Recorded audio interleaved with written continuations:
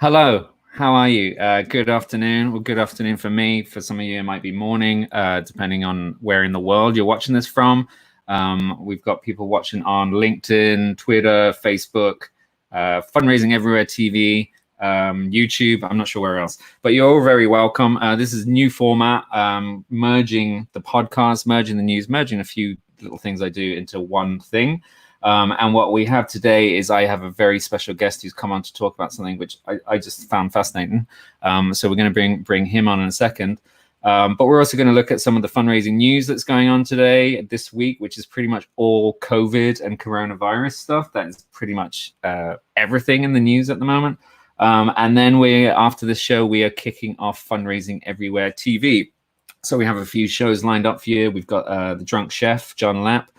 We've got Kashana TV, and we've got some surprises coming for you as well after this. But I'm going to bring my guest on right now because he's much more interesting than me, and I want to get talking to him. My guest today is Jonathan Cook. There he is.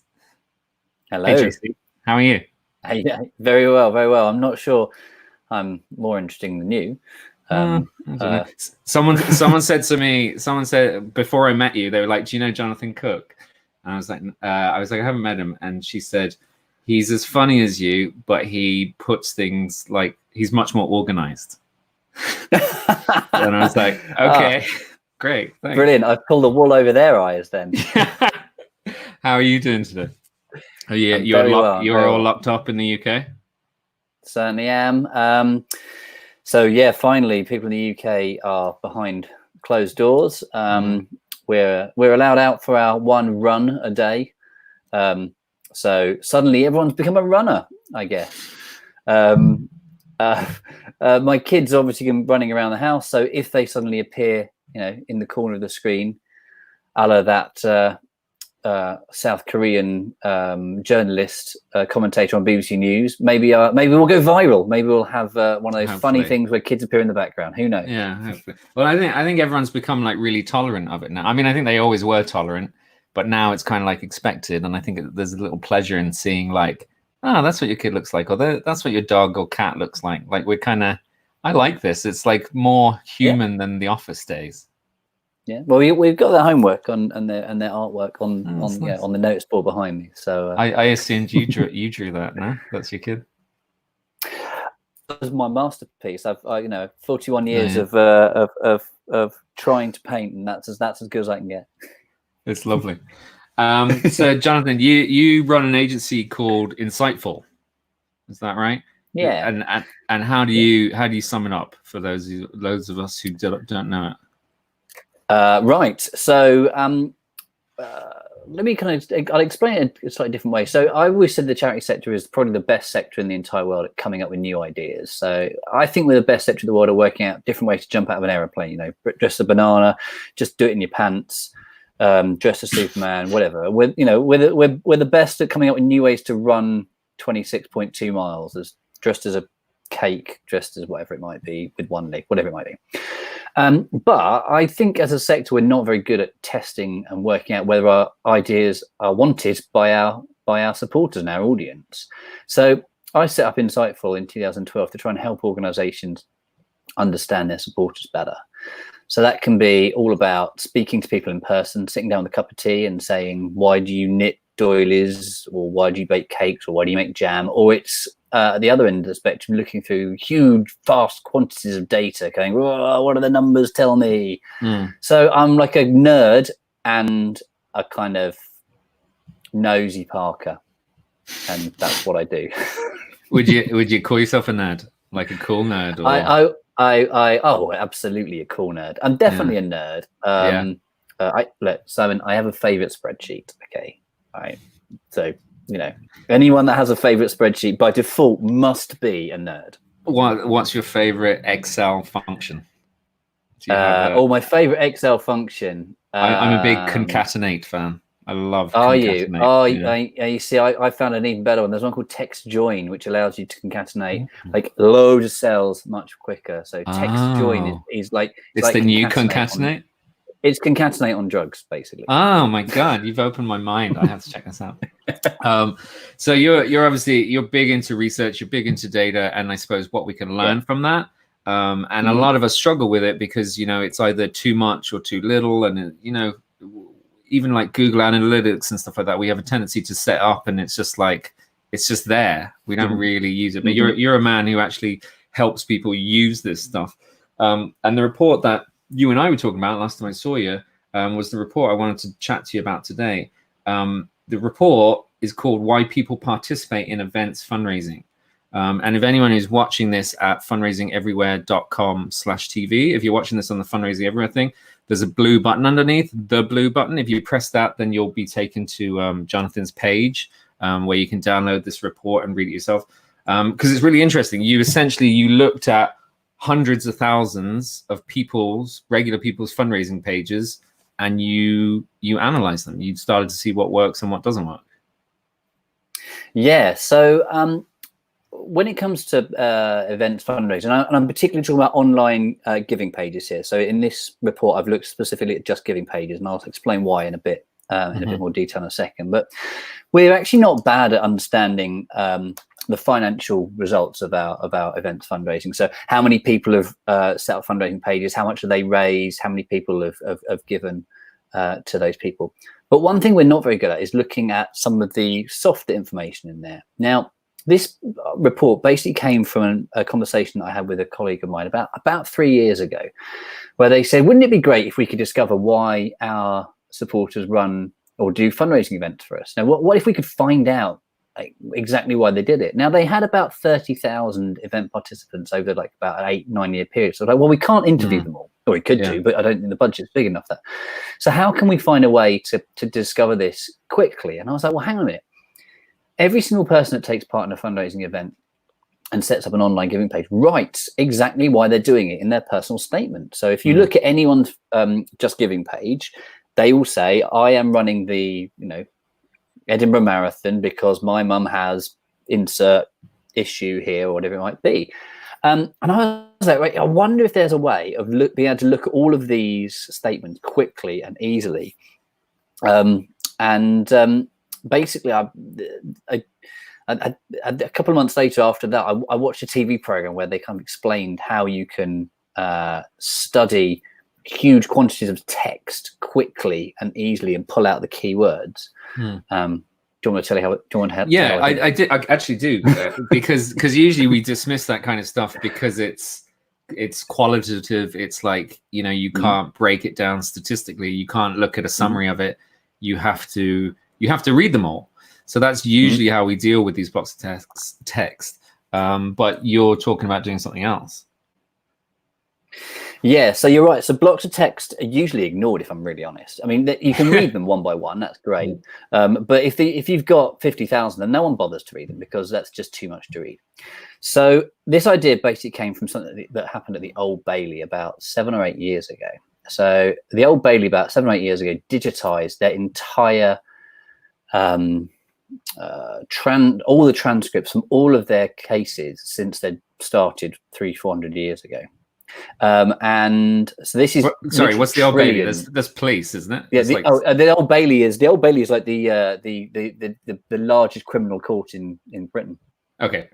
So I'm just asking for people who aren't as bright as me and you on this thing.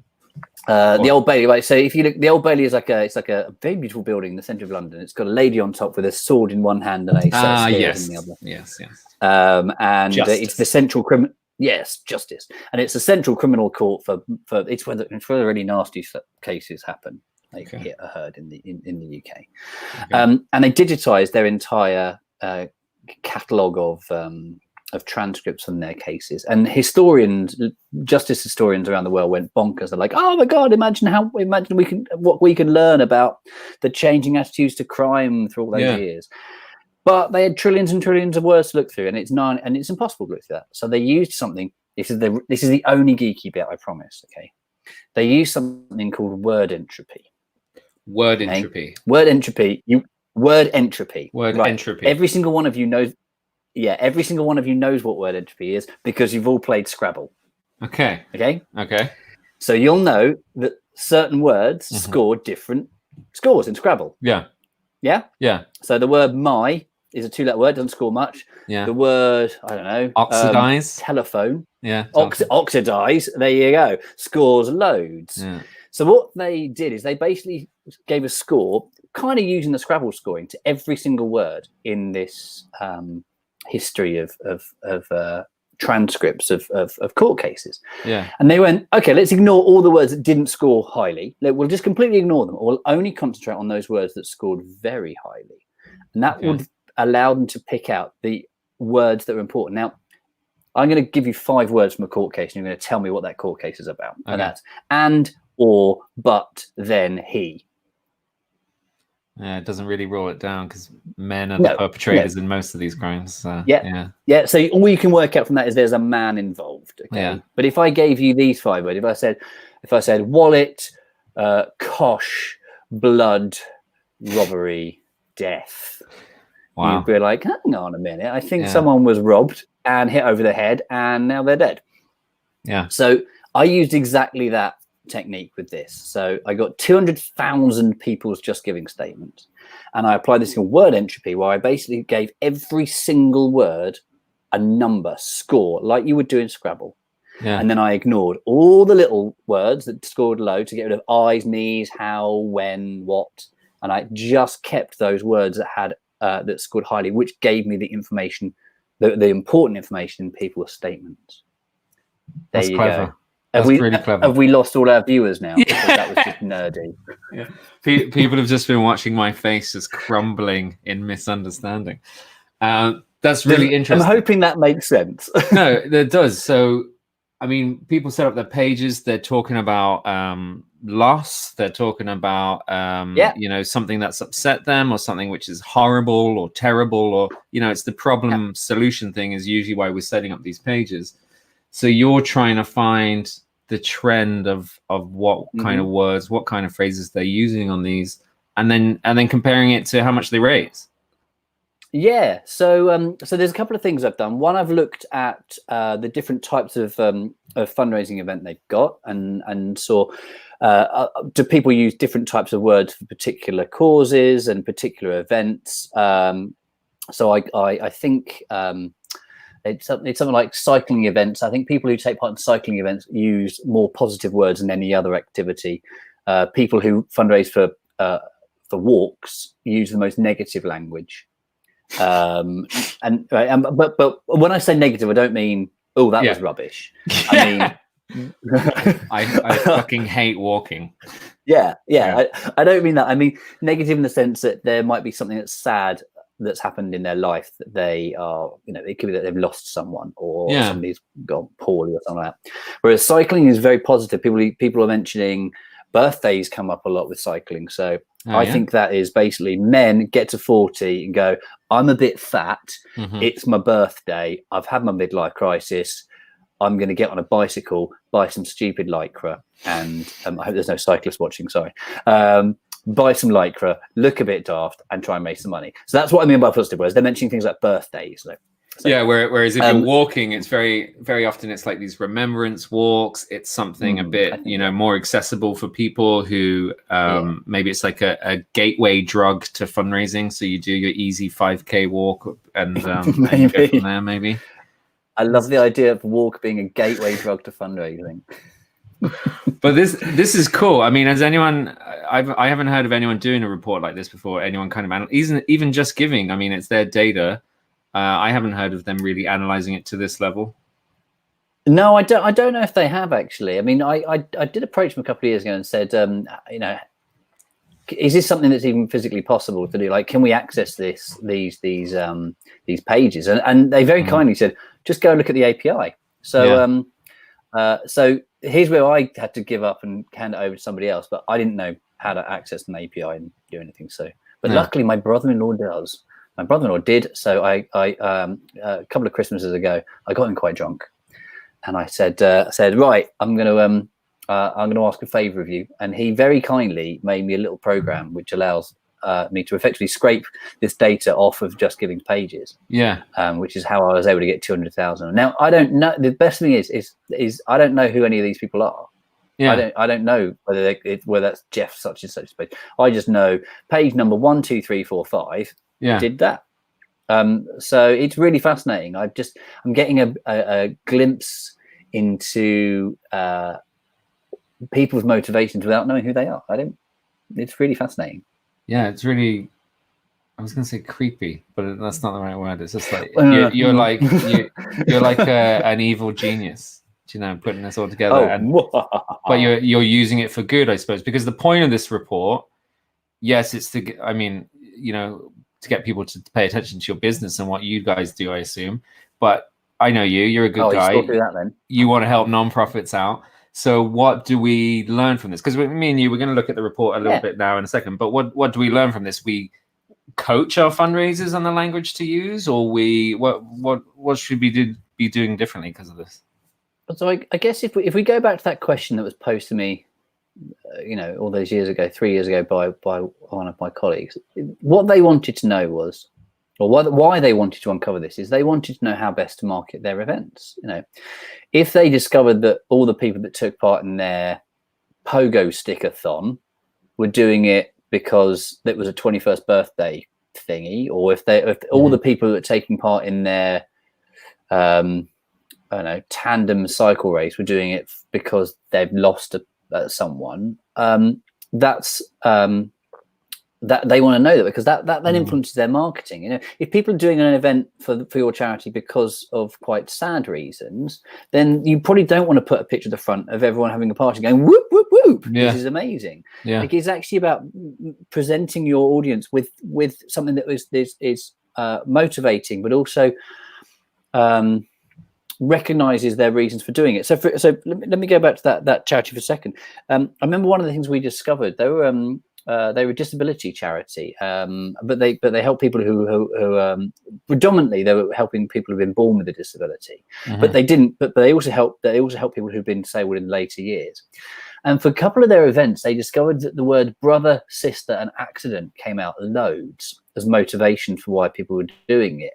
And we suddenly realized that for a particular type of event, people were doing it because maybe their brother just had a car accident and was now disabled. Now that completely changed the way that they approached that event. They then went back to the rest of their database and looked at their database. Well, how many people we got in our database? Well, we've got an indication on our record that they have had, that they started fundraising for us because a brother or sister has had an accident. Right, we've got these 15,000 people. Right, well, we're now going to talk to these 15,000 people about this event, because people that take part in that event are doing it for that reason. So that's kind of a kind of practical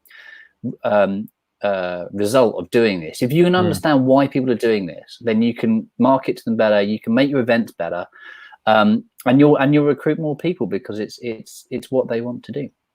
It's like in a lot of aspects of fundraising, like if you're a tiny charity and you only had one fundraiser, you'd be doing this stuff quite naturally, and you'd be doing it quite well. You'd be having a conversation and you'd be saying, why are you fundraising and what's the event you're doing? And you'd understand them, and quite naturally you'd change how you speak about it, and you'd change your communications. But what you're doing here, or what you're talking about here, is where you get to the point you have hundreds, thousands of fundraisers. You can't know all their stories, or you can't remember all their stories. So you're talking about being clever about it, and almost playing the numbers game, and knowing this is my typical person, this is typically the motivation. So you're working with that on a bigger scale. It's really clever. Yeah, that's completely correct. As you know, it's fabulous that a charity can get to a stage where they've got thousands and thousands of people taking part in events. That's brilliant. Who doesn't want that? But the more information you get, the less you can do with it, because it's impossible to go through tens of thousands of personal statements and read them all. It's almost like the big ones have a disadvantage sometimes. They get to that point where the not customer service, but like the donor love, it starts to trickle off a little bit, because it's hard to maintain it. And hopefully this will help overcome some of those issues, because you're right, the donor love. There's probably a chart you could draw, size of charity versus level of donor love, and it probably looks something like that. I think I have that chart. I did that chart, and it was basically, my thinking was that it's kind of goes down and up, because the small charities, they're great at it. Like people who are in small charities are really good at it because they have that personal connection. And have you got kids about to jump on you? Yeah, I've gotten actually really my good wife, at spotting. right? Oh, is it? Okay. I've gotten really good at spotting people's eyes when they're like, oh, it looks like she's just. It looks like she's going to the cupboard to get crisps for my kid. There you go. Fair enough. That's right. But yeah, so as they get bigger, they lose that donor love because it just becomes unmanageable. But in theory, it should come back up again because the large charities should be investing in people like you and in schemes like this where they can actually be a bit smarter in their care. Is the thinking? Yeah, but I don't know if actually. Yeah, I agree.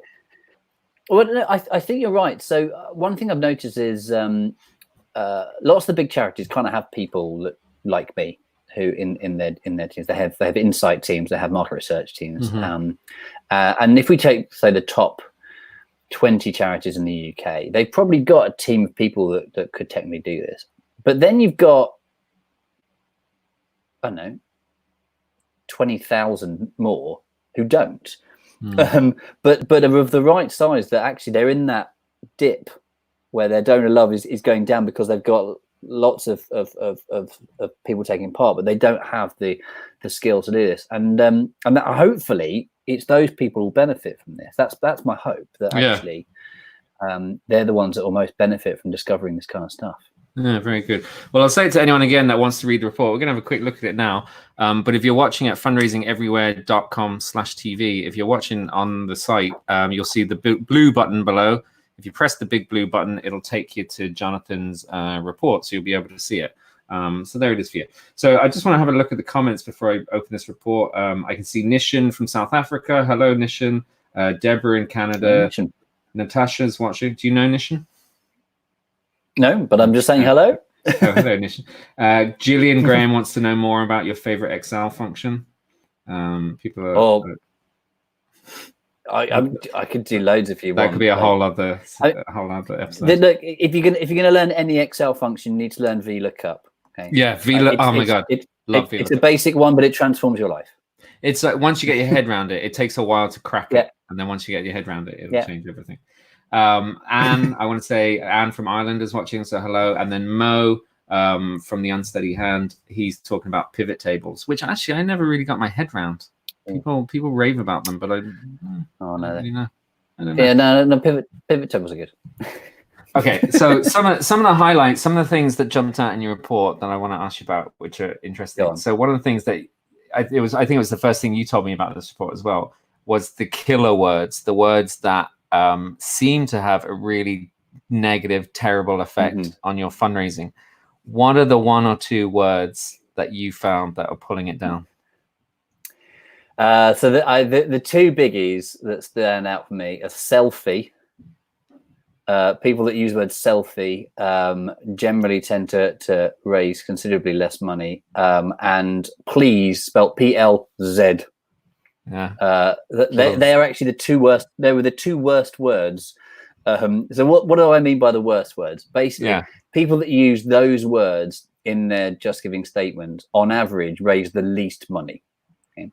So in the cohort that I studied, the average raise was £580, and people that use the word please and selfie and some other ones, dechocks was one.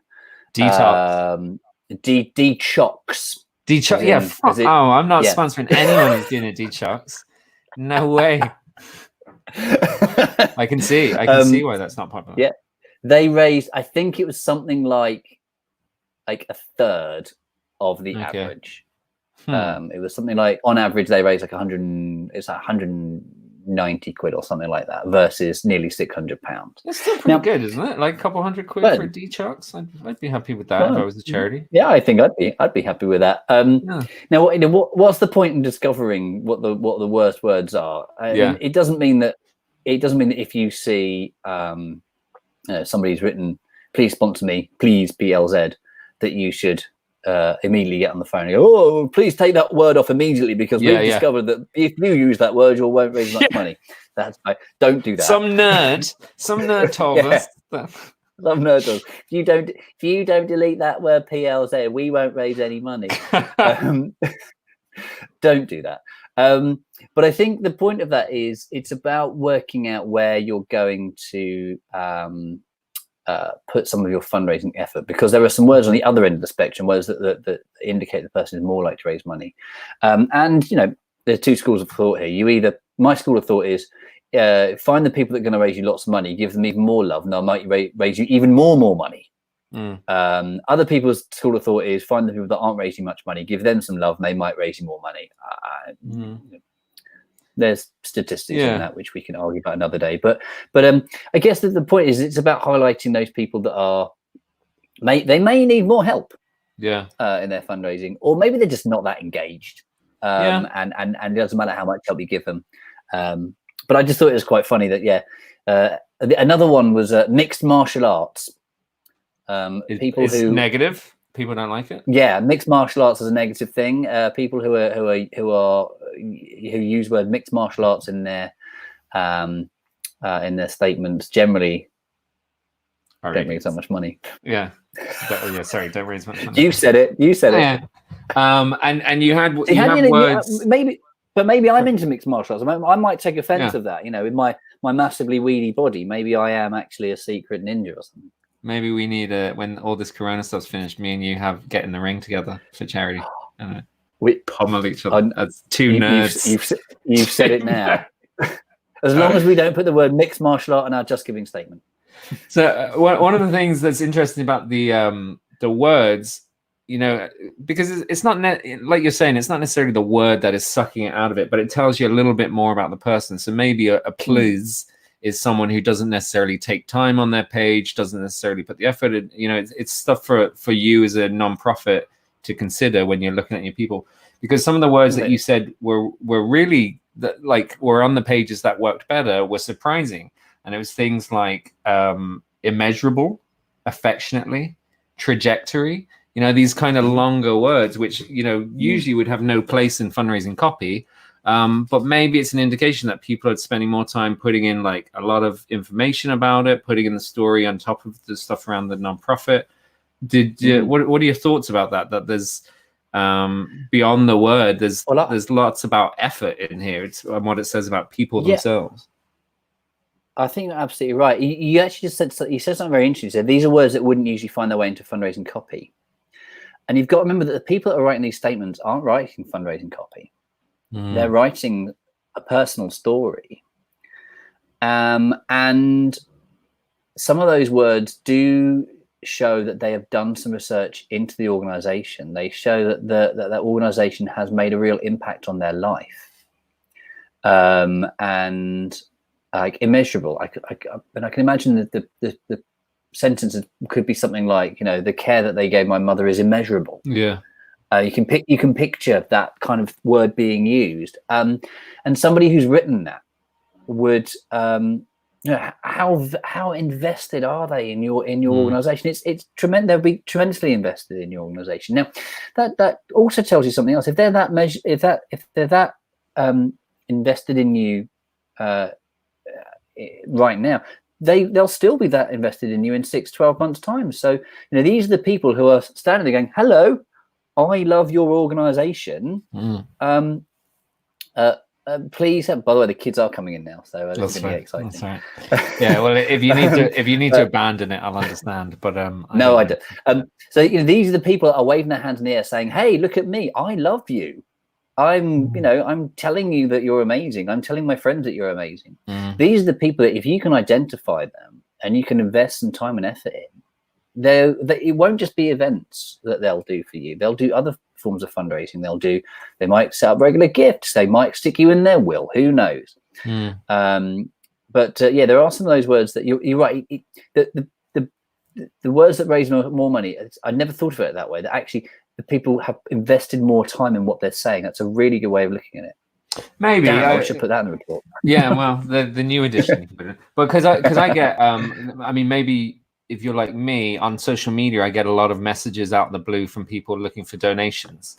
Because I mentioned fundraising in my profile, I'm guessing people in third world countries, people in the United States with healthcare problems and things like that, private message me all the time out of the blue and just say, can you donate? And sometimes the message is like, you know, you'll get a bit invested in it because they've put time in it and they've, you know, actually written something from the heart. Whereas other times you do get messages and it's like, please selfie. and give me money. And it's like, no, I'm not going to give you money. And it's just like, it seems like, they're obviously messaging a lot of people, so they feel like, I'll just throw this out and play the numbers game.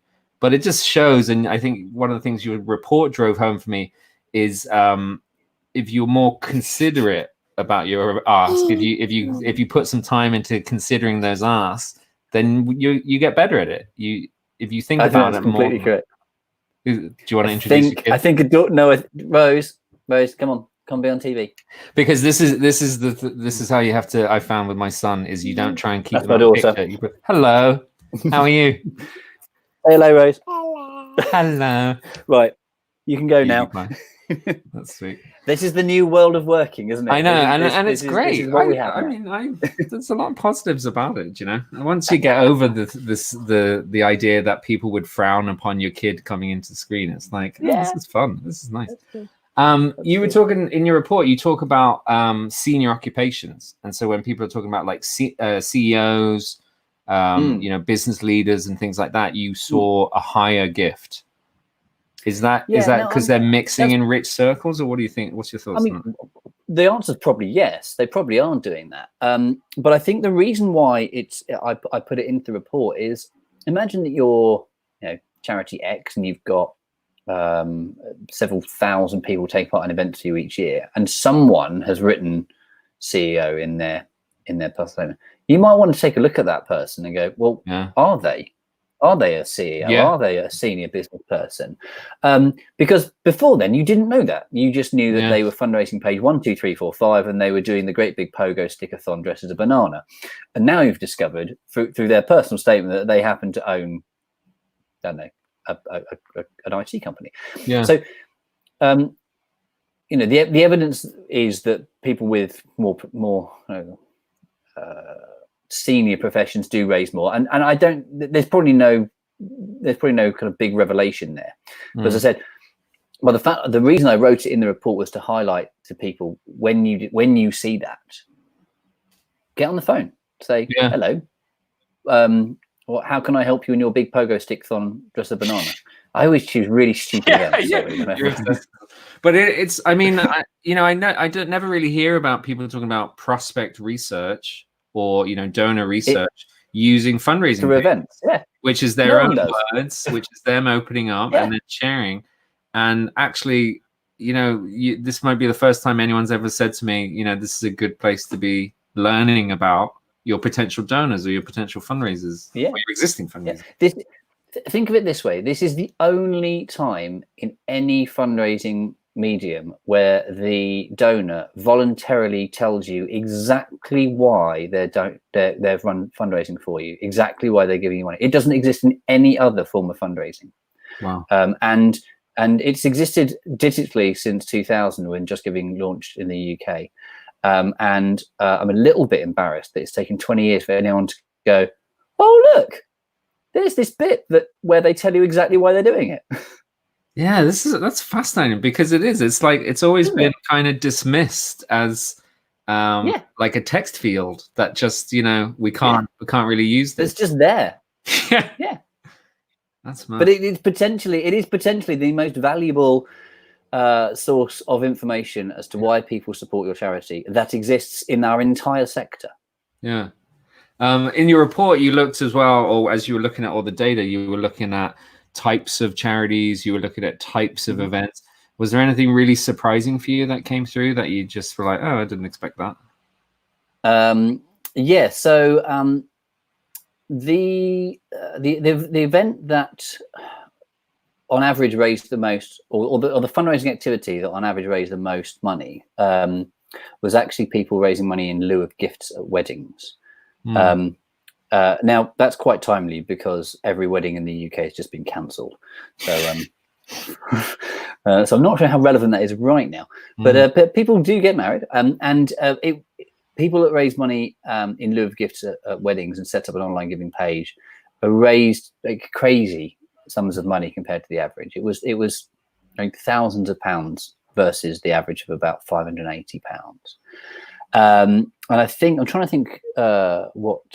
And you've got a report there. What I need to just have a quick look. What was the one that raised the least? It was the like celebrations, is how I read it. So you're kind of yes, is that like no? yeah, That's not even birthdays. So it's people celebrating right. what the MMA results.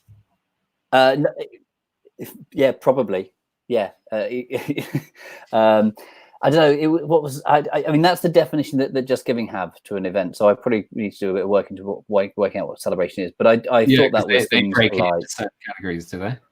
yeah. So these are their categories. So some are clearer than others, like cycling and marathons and runs are pretty clear, but celebration is maybe more complicated.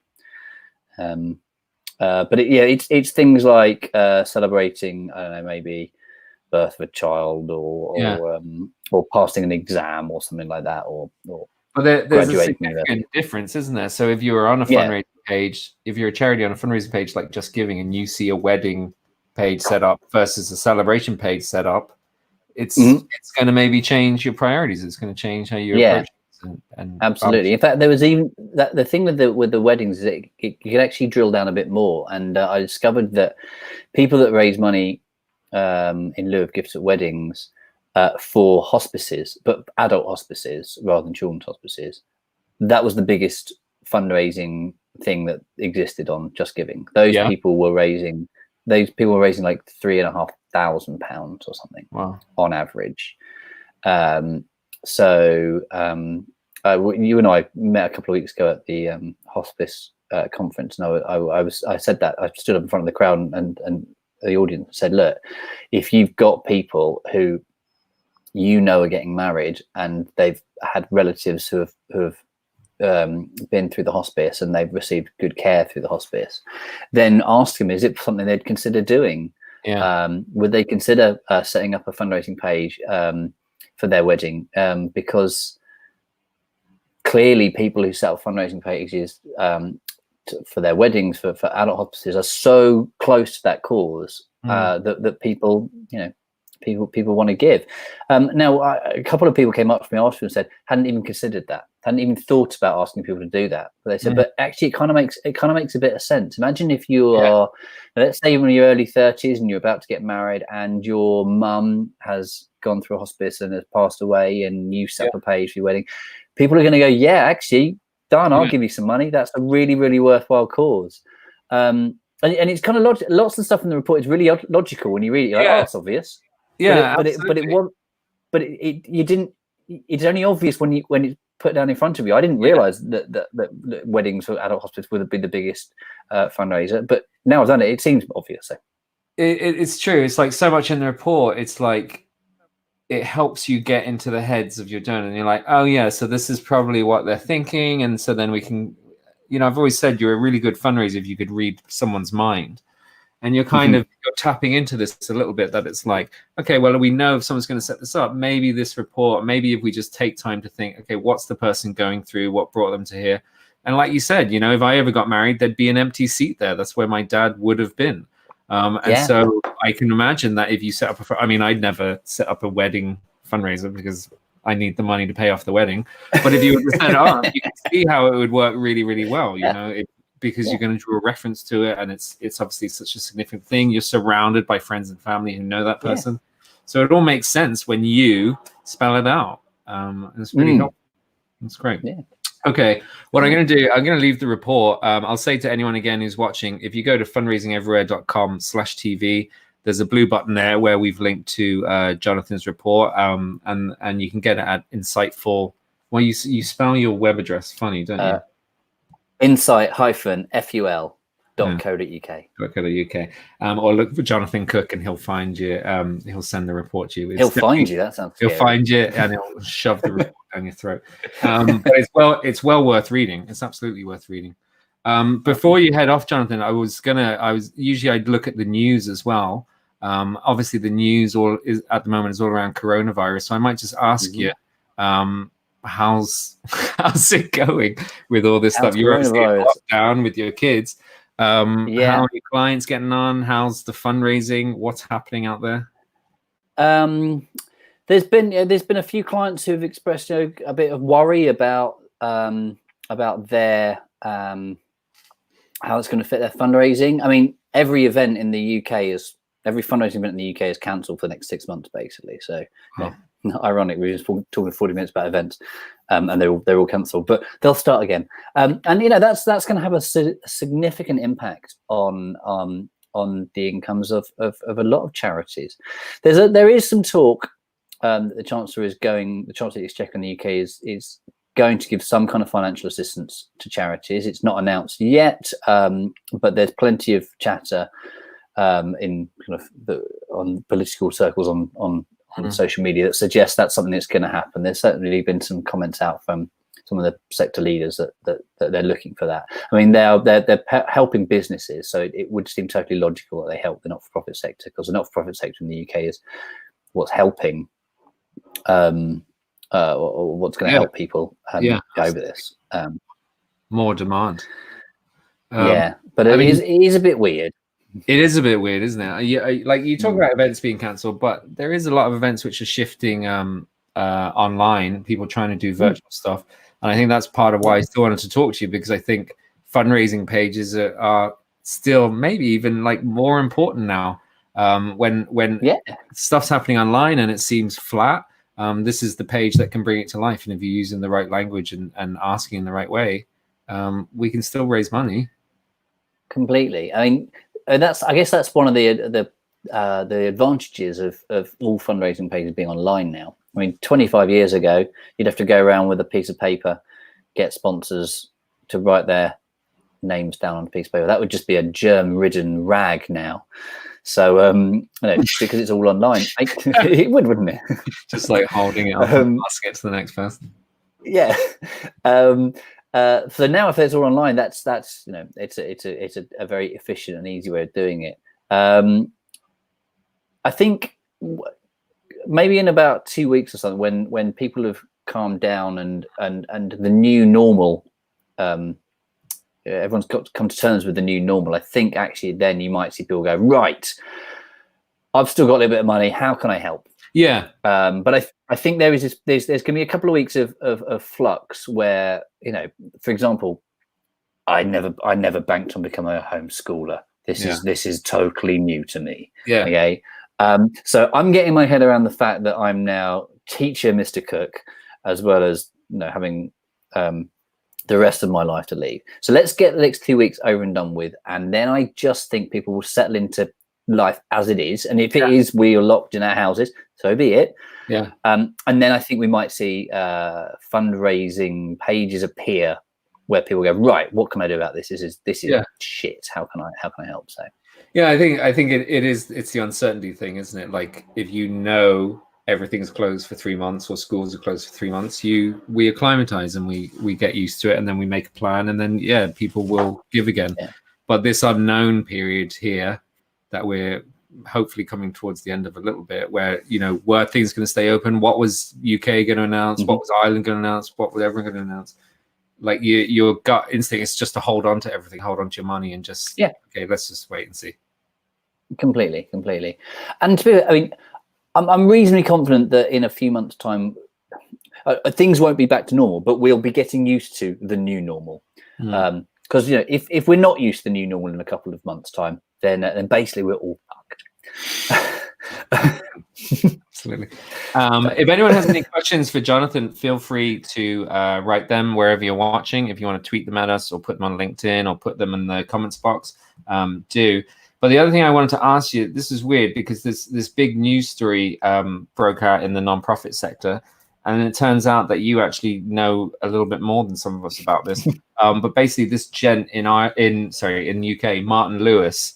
So for most people who don't know him, as an Irishman, I kind of know of him, but he gives a lot of financial advice. I think he seems to be like a very TV type financial advice.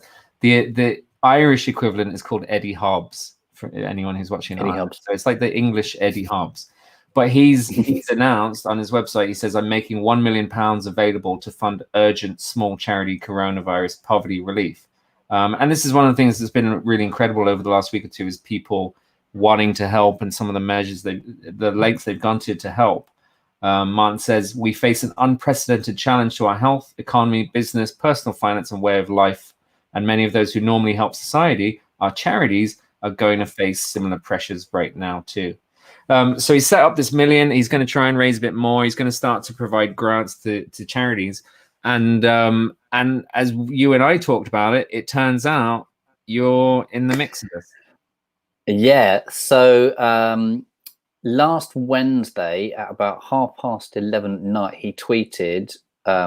So sorry, I should. Martin Lewis is a TV personality. He knows everything there is to know about what bank accounts to get, what mortgage to get, like what's the best savings account.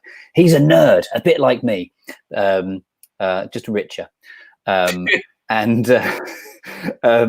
And yeah, he last Wednesday he said, "Is there anyone out there who knows anything about charities? Can you help?" And stupidly, I was still on the internet at 11:30 at night on Twitter, and I went, "Yeah, I do." So anyway, he phoned me the next day, and said, wow. "Right, I've put £1 million into this fund. Can you help me distribute this money?" So basically, for the last week, I've been working flat out to get applications from various charities in the UK and some overseas. Actually, he's awarding grants up to £20,000 for direct poverty relief, direct urgent poverty relief. So that's things like food distribution, medical distribution, people doing grocery shopping for people, all that kind of stuff. Now, when he and I chatted last week, he said, "I don't know how many applications we'll have. We might have several hundred. You know, if we get 1,000, I'll be amazed." We've had 5,500 applications so far, and the closing date is tonight, actually at midnight. So if you do want to apply, get it in now. It might be extended depending on money. Martin has actually put even more money in now, so the fund stands at £3 million. Wow. Yeah, I can see Together for Animals has informed us there. It's 3 million. Obviously, watching there it. You go. Yeah. So he got some other of his peers to put some money in. He's put more money in himself. But basically, we're now going through 5,500 applications to try and work out which ones are going to be receiving some funds. And the first grant to be going out this Friday. Wow. And they're going to any organisation that can give direct immediate poverty relief help to people in the most vulnerable communities. So please apply if you want to. The application form is really short because we want people to be able to move quickly. So it's short so we can assess them quickly, and it's short so you don't have to spend weeks and weeks and weeks working out what to fill in. But yeah, so as of this Friday, we'll be handing out some the first batch of grants, and I'm imagining in the next 2 weeks it'll have all gone. We'll have distributed all this money. Yeah, so it's been a bonkers 7 days, but that's incredible though, because I mean, fair play to him for doing this, and fair play to yourself for putting yourself forward to do it. But the idea of turning it around that quick, because those of us who've applied for grants before, sometimes you're waiting months to hear back. Sometimes you never hear back. Sometimes you're applying for next year and you're waiting until January to find out if you got it or not. So for you to you guys or Martin to announce this, I mean, that's less than a week that he's turned around, or just over a week by the time they actually get money. But that's amazing. Yeah.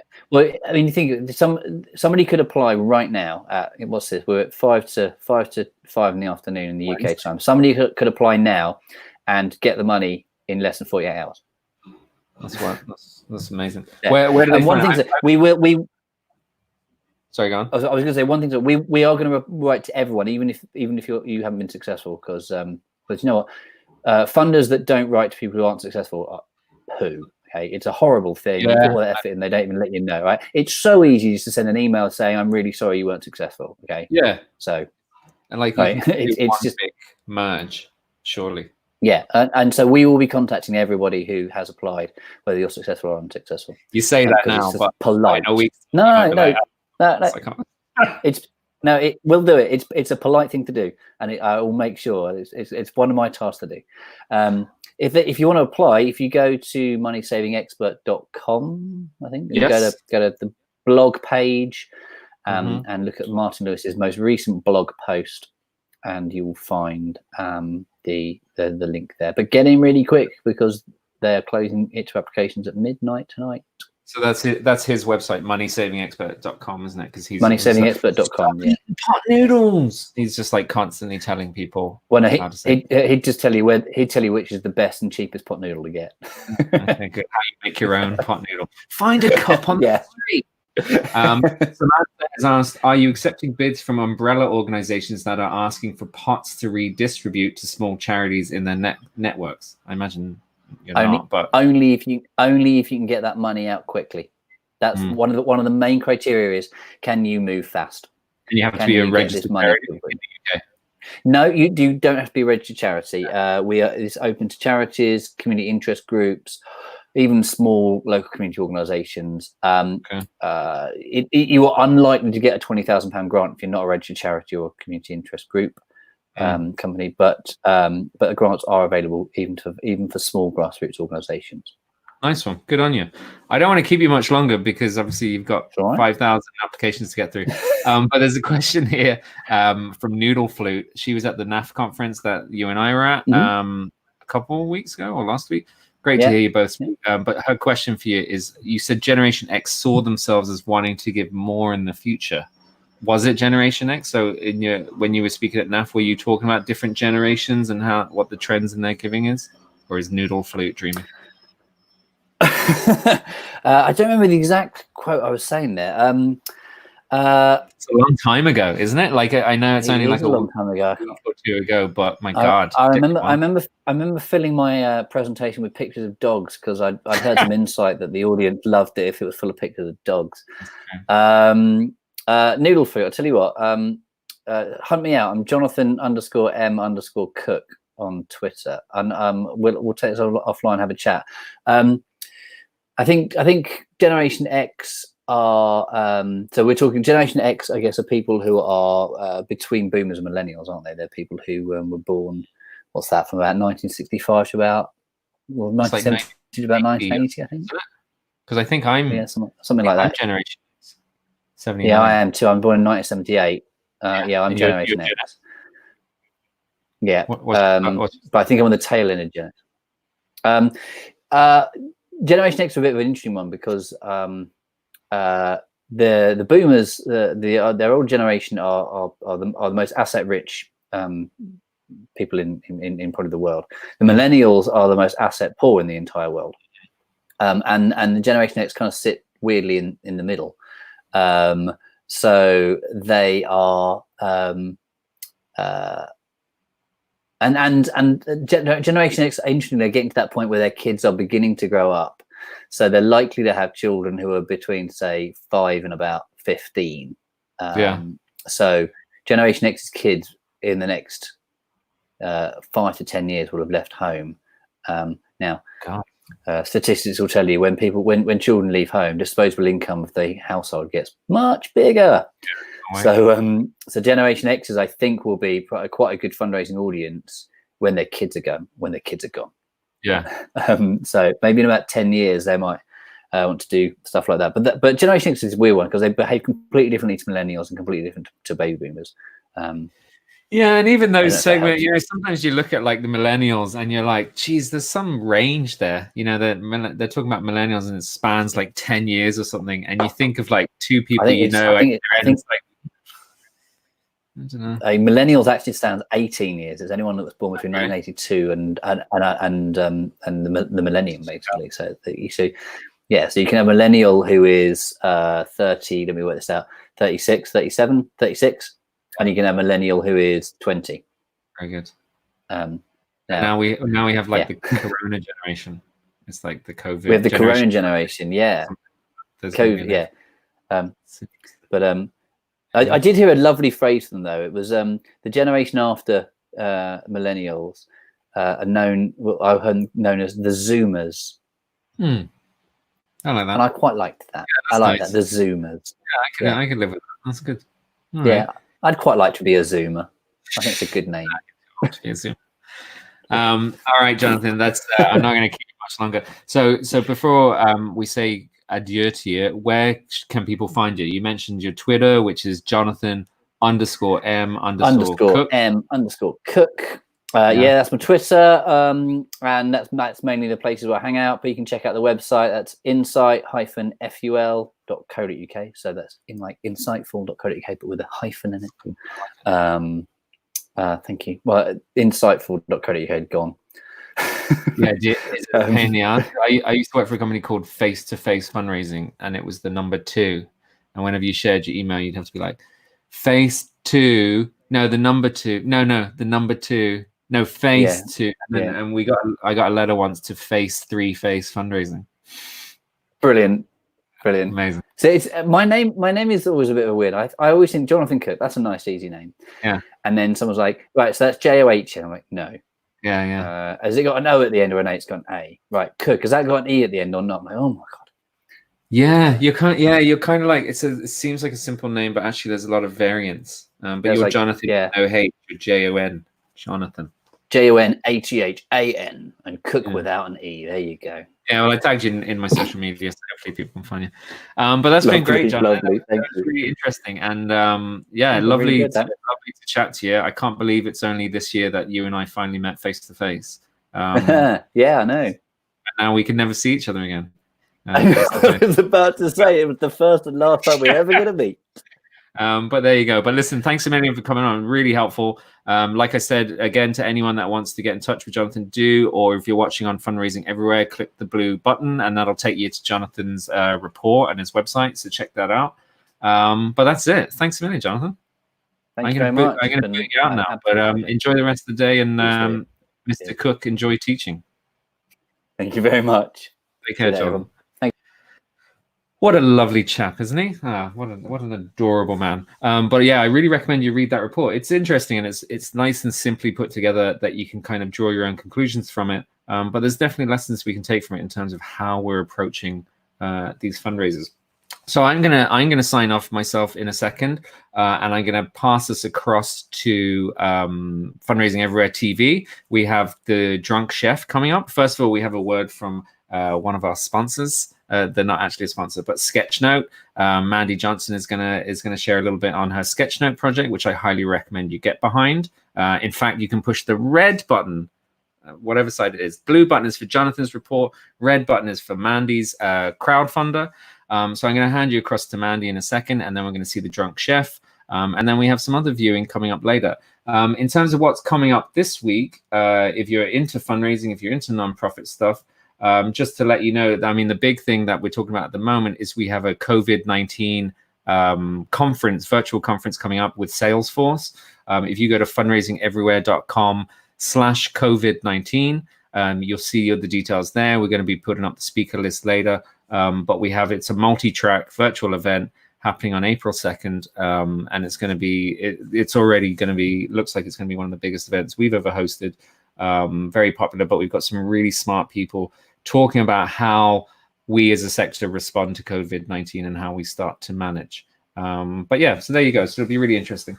So go register for that. But that's it from me, Simon Scriver. I will be back next week. And now what I'm going to do is I'm actually going to not hand you, but I'm going to pass you over to Fundraising Everywhere TV. Here we go. Meet Mandy. She's a 34-year-old mother of 2 with a full-time job as a charity CEO. She's constantly consuming information to stay on top of the latest developments, but there's always too much to read, watch, and listen to. That was me 2 years ago. I'm Mandy Johnson. I'm the founder of Sketchnotes UK. In 2018, I was overloaded, stressed, and ended up having a mental breakdown. My breakdown forced me to reconnect with the creative side I thought I'd become too busy for. When I was younger, I loved being creative. I even studied art for a year at university. And in 2018, I rediscovered the joy that creativity and colour brings me. And I learned a method of conveying information that combines words and images. It's called sketchnoting. Since then, I've become an expert in sifting through information, pulling out the important bits and translating them in a creative way. Now my sketchnotes are being shared on social media, and I'm getting inquiries from companies asking me to sketchnote their reports for them professionally. In a world of information overload, My sketch notes seem to be breaking through. Perhaps because our brains process pictures up to 60,000 times faster than words, and sketch notes provide the perfect hybrid of simple and engaging imagery with brief notes that provide the detail. I see an opportunity to establish a business in the UK, one that takes commissions for sketch-noted reports, consultations, conferences, blogs, and much more. To do this properly, I need to purchase some specialist equipment and employ a few freelancers to help get it off the ground. That's where you come in. I'd be so grateful if you could pledge to support my business, because let's face it, don't we all want a world with more creativity and colour?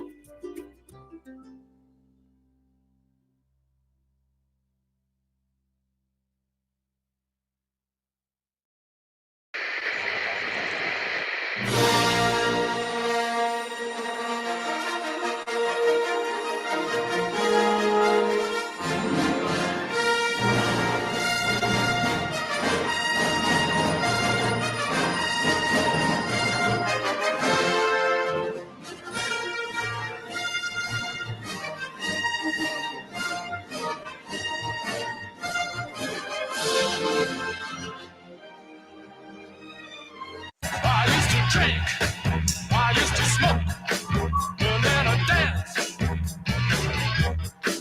I used to drink, I used to smoke, and then I dance. Well, this company's public living in this crowded room. Need some new religion, and I need it pretty soon. I used to smoke, and then I dance. I used to cuss, I used to fuss. Like I said, welcome back to a brand new episode of The Drunk Chef. Today I'm going to be making a pretty popular dish in this house anyways. It's a pretty easy chicken cutlet with cherry, tomato, panzanella. I hope you enjoy it. So ingredients, what we're going to need is onion, white vinegar, vegetable oil, extra virgin olive oil, some white sugar, a pint of cherry tomatoes, some sort of country loaf. This is sourdough from the grocery store, parsley, and of course, you're going to need the chicken breast. And I buy the bone in and skin on because the skin is really important. So the first thing we have to do is take the bone out of that chicken. And that's probably the hardest part of this whole recipe. I don't know why I'm waving my hands because nothing's going to happen. Next, we'll take half an onion, and I'm going to use my mandolin to cut it nice and thin. Put that in a bowl. And then we're going to take our 2 tablespoons of white vinegar and pour that over top and just let this marinate and pickle. Cheers. So with this next part, what we're going to do is we want to remove the bone and the cartilage out of the chicken. I'm not actually going to show you how to do that because my chef friends would actually laugh at me because of my crap technique. But basically we have to remove all the bone and all the cartilage out of the chicken, and then we're going to just pound it flat to about about a quarter of an inch. The other thing here I'm showing you is the sliding thing. Here's a little tip for you. You take a cloth and wet it down. Just make it nice and wet, and then when you add your cutting board on top, then your thing won't slide when you're cutting. Pro tip. So I removed all the bone out of the chicken and I just put it flat on a tray, and we're just going to let this sit before we salt and pepper it. So we're going to use about a third of that loaf of the sourdough, and I've just cubed it up here into like 3/4 inch cubes, which is just perfect. And just a little last bit of prep, taking tomatoes and taking half of them and halving them, and then keeping the rest whole and setting those aside for the moment. Next up, we're just going to season our chicken and with some salt and pepper. I like to use kosher salt usually, and just sprinkle that all over on top with the salt, and then with some pepper, and then we turn and we repeat the seasoning. Next, we are going to take our cast iron pan, and I just put it over a low heat just to get it nice and warm, maybe like 3 minutes, just to warm it up. And then we're going to turn the heat up to about 7 or 8 on the gas stove, add some olive oil, and then put our bread crumbs or bread bits or bread cubes, whatever we want to call them, into the pan. We're going to basically just toast these for a while, maybe 5 to 7 minutes. Just keep an eye on them so they don't burn too much, because they will burn pretty easily. Next, while our pan's still hot, we'll add a couple more tablespoons of olive oil and then put the chicken in skin side down for about 4 minutes. After about 4 minutes or 5 minutes, we'll turn those over and do the other side for about 2 minutes or 3 minutes till the chicken is cooked through, and then we can remove that from the pan. To that, we're going to add another couple tablespoons of olive oil, and then we'll take our tomatoes and put them in the hot pan and roast these for about 5 minutes over the heat.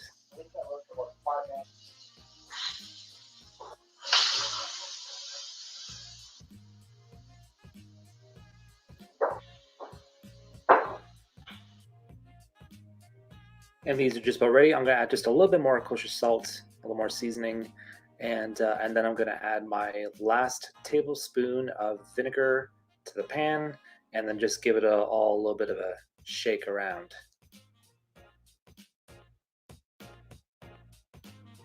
So I'm going to take my croutons and add the tomato into that mixture.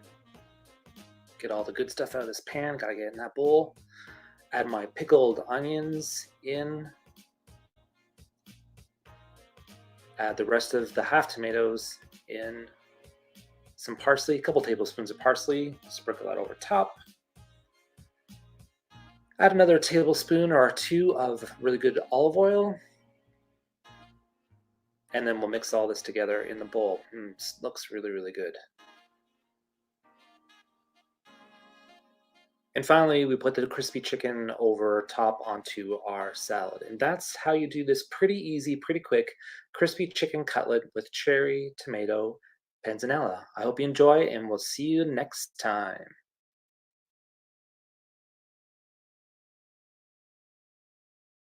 I used to drink, I used to smoke, and then I dance. I used to drink, I used to smoke, and then I dance.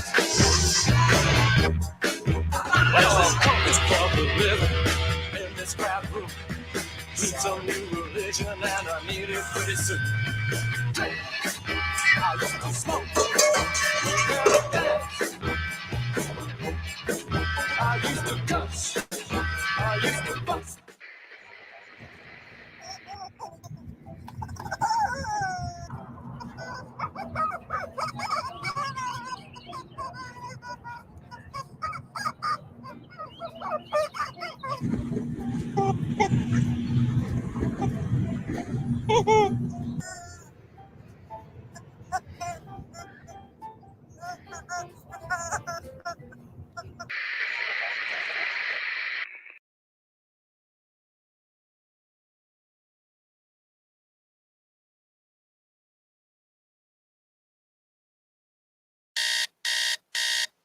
Daniela Harrison from Snesbrook will wake up this morning to her 71st day of lying in a bath of cold baked beans. You can donate by calling 08459 897 2333.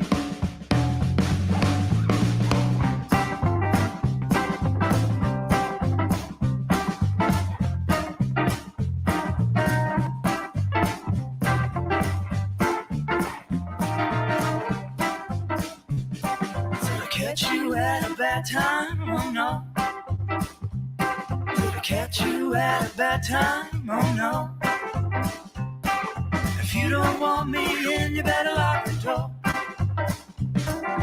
look in your eyes is not directed at me, it's not a good thing. The look in your eyes is not directed at me, it's not a good thing. I tried to read the Bible thinking, baby, I should leave. Let me be your today high.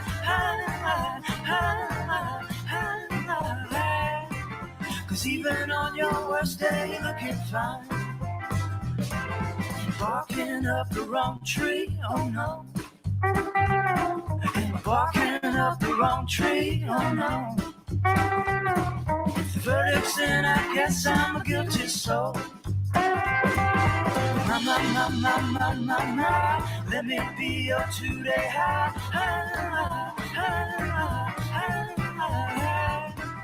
Cause even on your worst day, you're looking fine.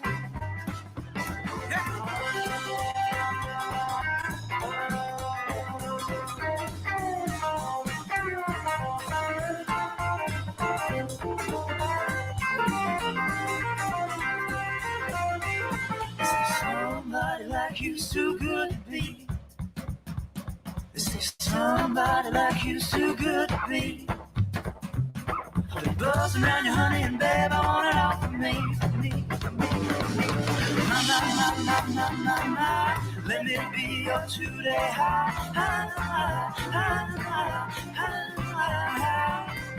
Cause even on your worst day, you're looking fine.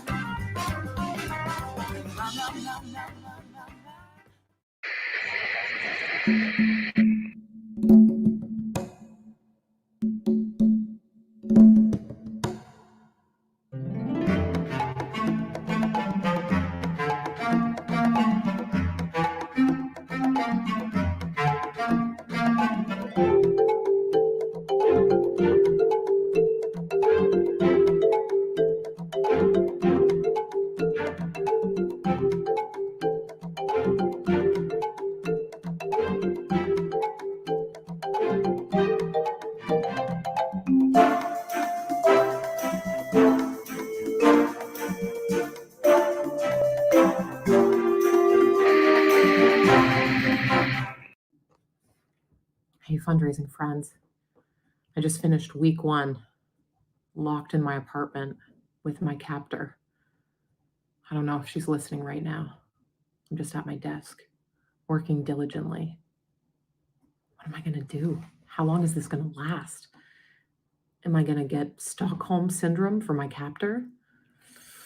Okay, guys, weird times. I'm on the move now. Weird times. Just trying to see where she's at. I don't know. She's pretty freaky. I'm not totally sure what's going to happen or what she's thinking. Here she is. I'll keep you posted. Yeah, she probably looks pretty chill right now, but she's mean.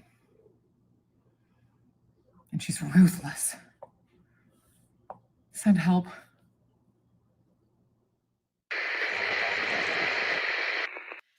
What's up, everyone? My name is Kishana Palmer, CEO of Kishana & Co., a boutique management and leadership learning company based in the U.S. in New York City.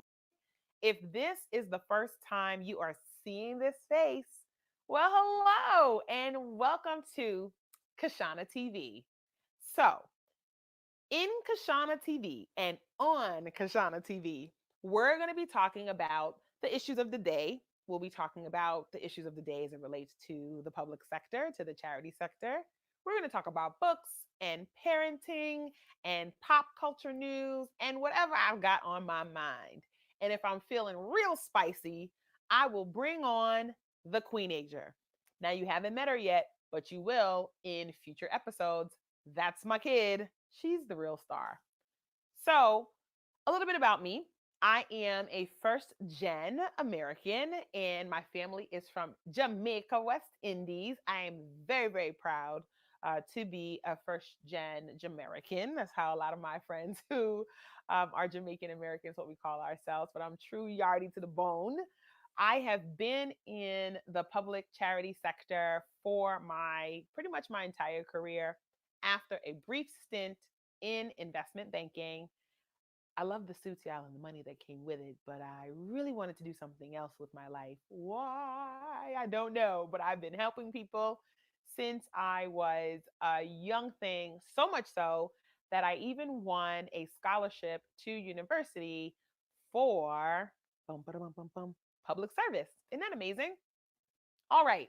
So if you want to learn more about me, please make sure you follow me on all social at Fund Diva, FUNDDIVA,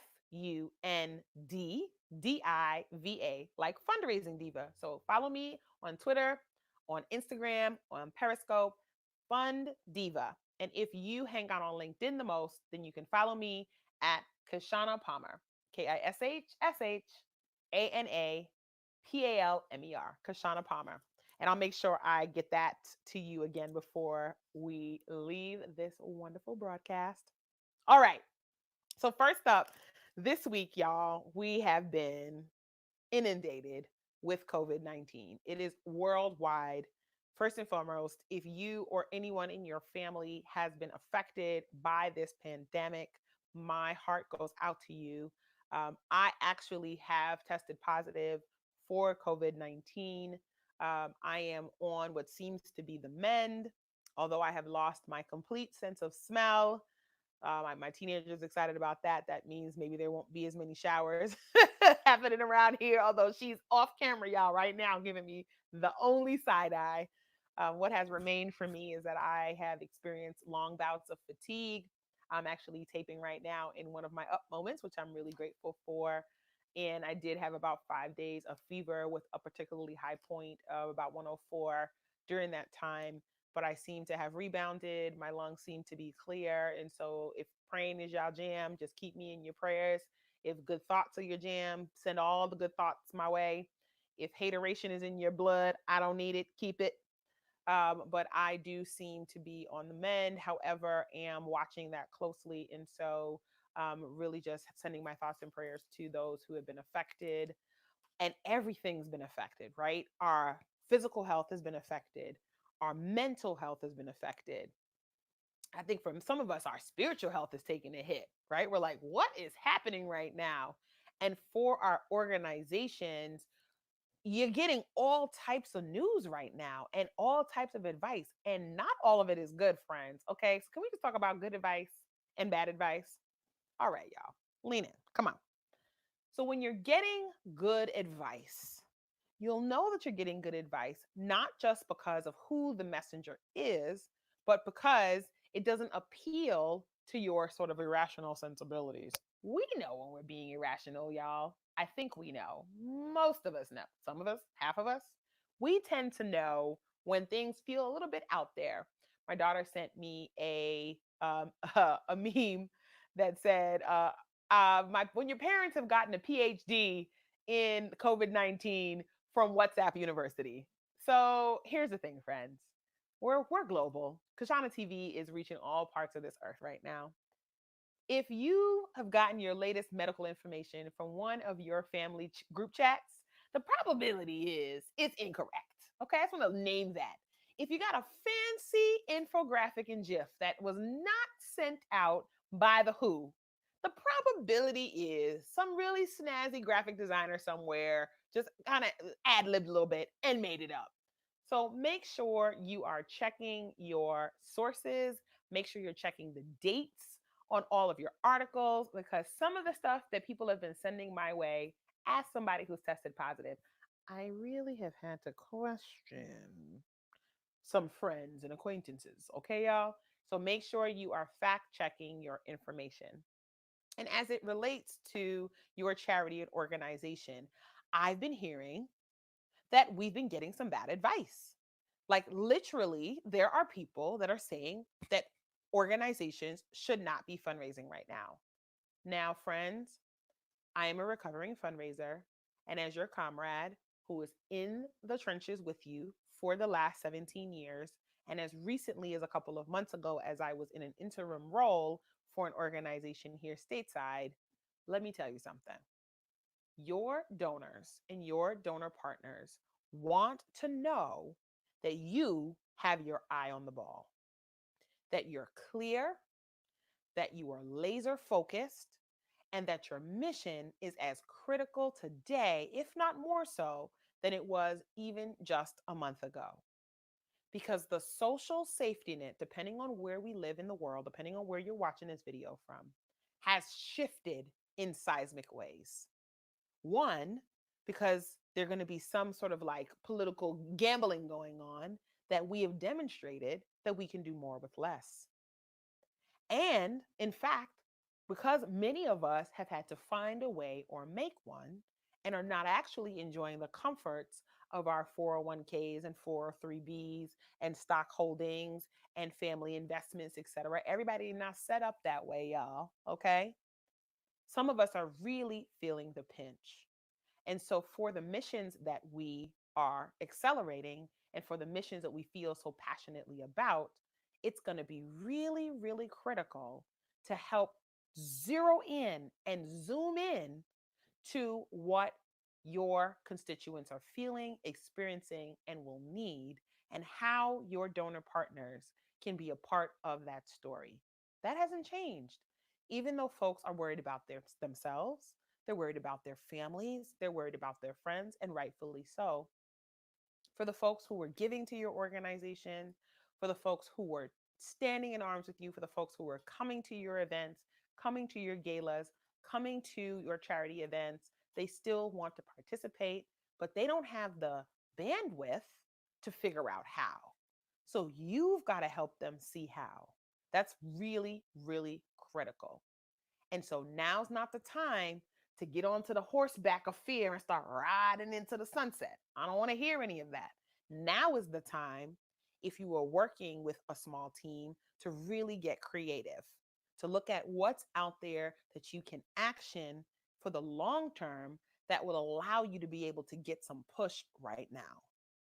If you are thinking about working with a consultant, make sure that you ask the questions about what they understand about how to navigate in this digital space.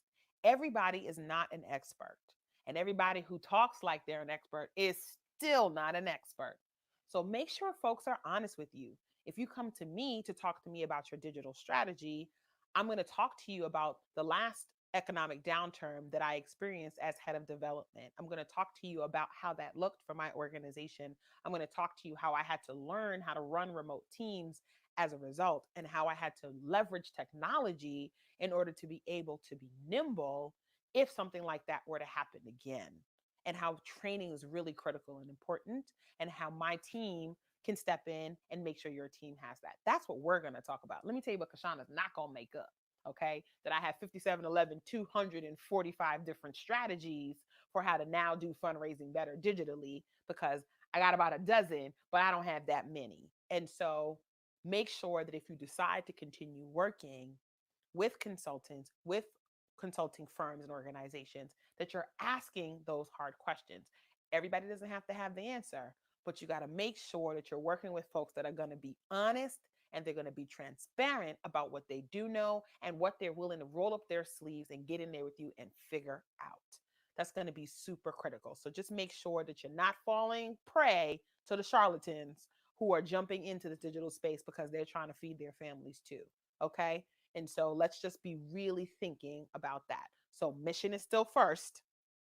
Your donors want to know that you're there, and they want to know they're still needed, and they want to still get the thank yous, and they want to still get the here's how you're making it possible. So make sure that you're digging in and that you are sharing that message as well. Okay. So let's put the 10 cups away. We're not in begging mode. We're in solve it together mode. Same as before. You and your donor family want to be able to solve big problems together. And this pandemic has put a different lens on it. Just like the lens on this video, they put a closer lens on it. And so make sure that you understand and you're adjusting your lens for what you're seeing. So I wanted to make sure that I'm naming that. If you're having some curiosities, or you're just deluged with so much information that's out there, please make sure that you look at some of the really great resources that I've been turning to. My friends over at Fundraising Everywhere is a really good one. I'm turning to my website at kashanaco.com. There are some COVID groups that have popped up on Facebook where consultants and other experts are giving lots of information and resources that they're aggregating. Pay attention if you're on nonprofit lists to what people are saying and what they're sharing. And, try not to overwhelm yourselves with too many webinars, etc. Watch the ones that actually are going to help you do your job better. Okay. Try not to just watch everything because it's free, because let me tell y'all something, y'all. Free ain't always good. Okay. Free 99 is not always the best, just to be clear. Sometimes you got to pay a little bit. So just make sure that you're being conscious of the resources that are out there. Speaking of resources that are out there, all work and no play makes Kashana really boring, like a snooze fest. So here's what has been helping me get through my days, particularly when just a couple of days ago, I was sick as a dog, y'all. Okay.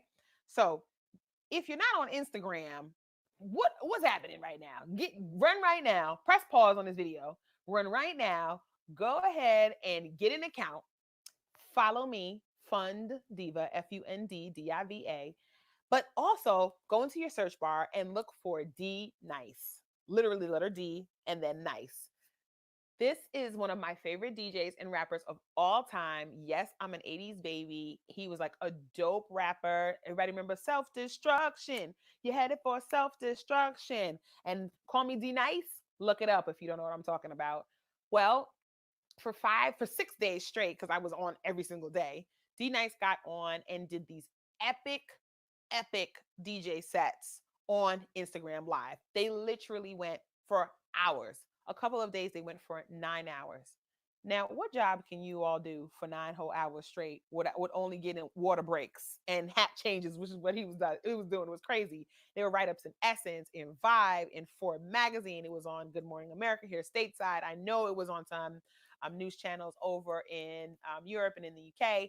Everywhere people were talking about D Nice and his ability to take something that he is really good at and bring people together.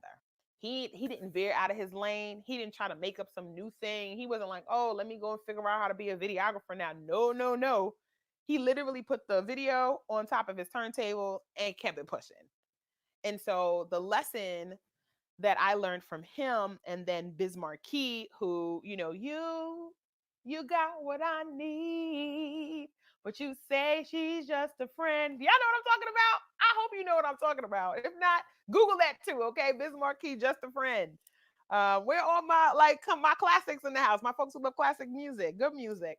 So Biz Markie was on there blending, doing all the different hits for the last couple of days, and then, friends, Questlove from the Roots did the awesome late night. My daughter would call it the Lenny Green, the love music set.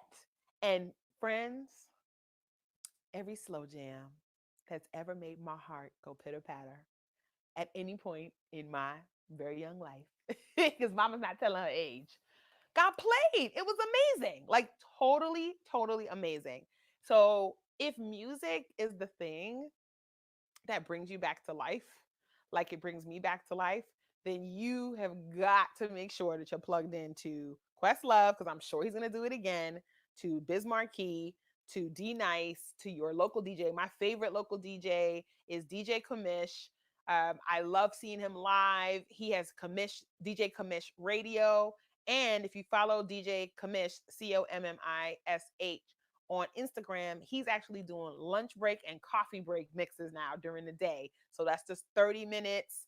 I think it's at 10:30 Eastern Standard Time, and I think 1:30 Eastern Standard Time. For all of you over in the UK, that's your afternoon or early evening. So good enough, and really just has an opportunity for you to just kind of get a good jam session. There have been house DJs that have been really amazing, rock, like you name it. Music unites us. And so what is the soundtrack for your organization right now? What are you having your team members rock out to? How are you bringing people together with music, with love, with sound, and really making sure that people are motivated through their day? So that's something like on the music front that I just had. That was in the news this week, because forget all the other news. That was what was in the news, because that just did it for me. I was like, I have not had that much good music all at once over that many days in such a long time, if not ever. And I think that's going to change the way we experience musicians going forward, because John Legend got on and did a free concert. Anthony Hamilton got on and did a free concert. Did Blink 192 get on and do that? I want to say yes. The lead singer for Blink 192 got on and did that. People are just hopping on and just doing some really great sets. JoJo got on and did that. I mean, it's just some really great people that are getting on and just like really giving it to the people, so that as we stay home and as we're at home, we're still able to experience different pieces of joy. So I thought that was really interesting. Something that came up this week, I was in one of my group chats, and one of the things that came up this week was that we are more aware and I think I'm gonna do a separate thing on this one, but I think this is worth dropping in Kashana TV. We are more aware of our highs and our lows right now. So if you notice, before we were at home, that you could get really caught up in the day to day of busy. I call it the hamster wheel of busy. In fact, I talk about it all the time. Look up Kashana Palmer martyritis. You'll hear me talk about, working ourselves into the bone and what it means to just like want people to see that we're working ourselves to death. Well, we're all home now and no one can see anything. Okay. Maybe they can see us on Zoom or WebEx or whatever, but by and large, they can't see us being busy. And so, what that has revealed is that many of us rely on that visibility, on people seeing me be busy in order to actually kind of like help demonstrate, I'm really busy. I'm really busy. So, I was in a group chat and we basically were talking about the fact that being busy now looks different because you're super aware of your good times and when you're feeling good about yourself. And you're like kind of hyper aware of when you wake up and you're not feeling that great. Like you're not having a great day and you don't have a good reason per se to not have a good day. You just aren't. Have you noticed that, friends? Like, have you noticed that you're like hyper aware of the good times, the bad times? Has any of that like kind of popped up for you? Drop it in the comments because I want to know. Like, are you hyper aware of your moods?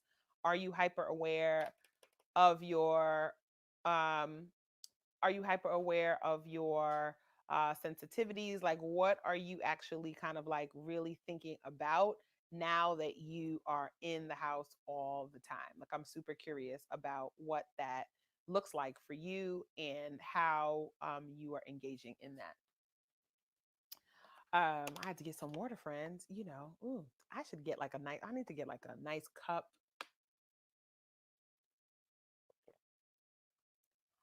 All right. And so essentially, I don't know if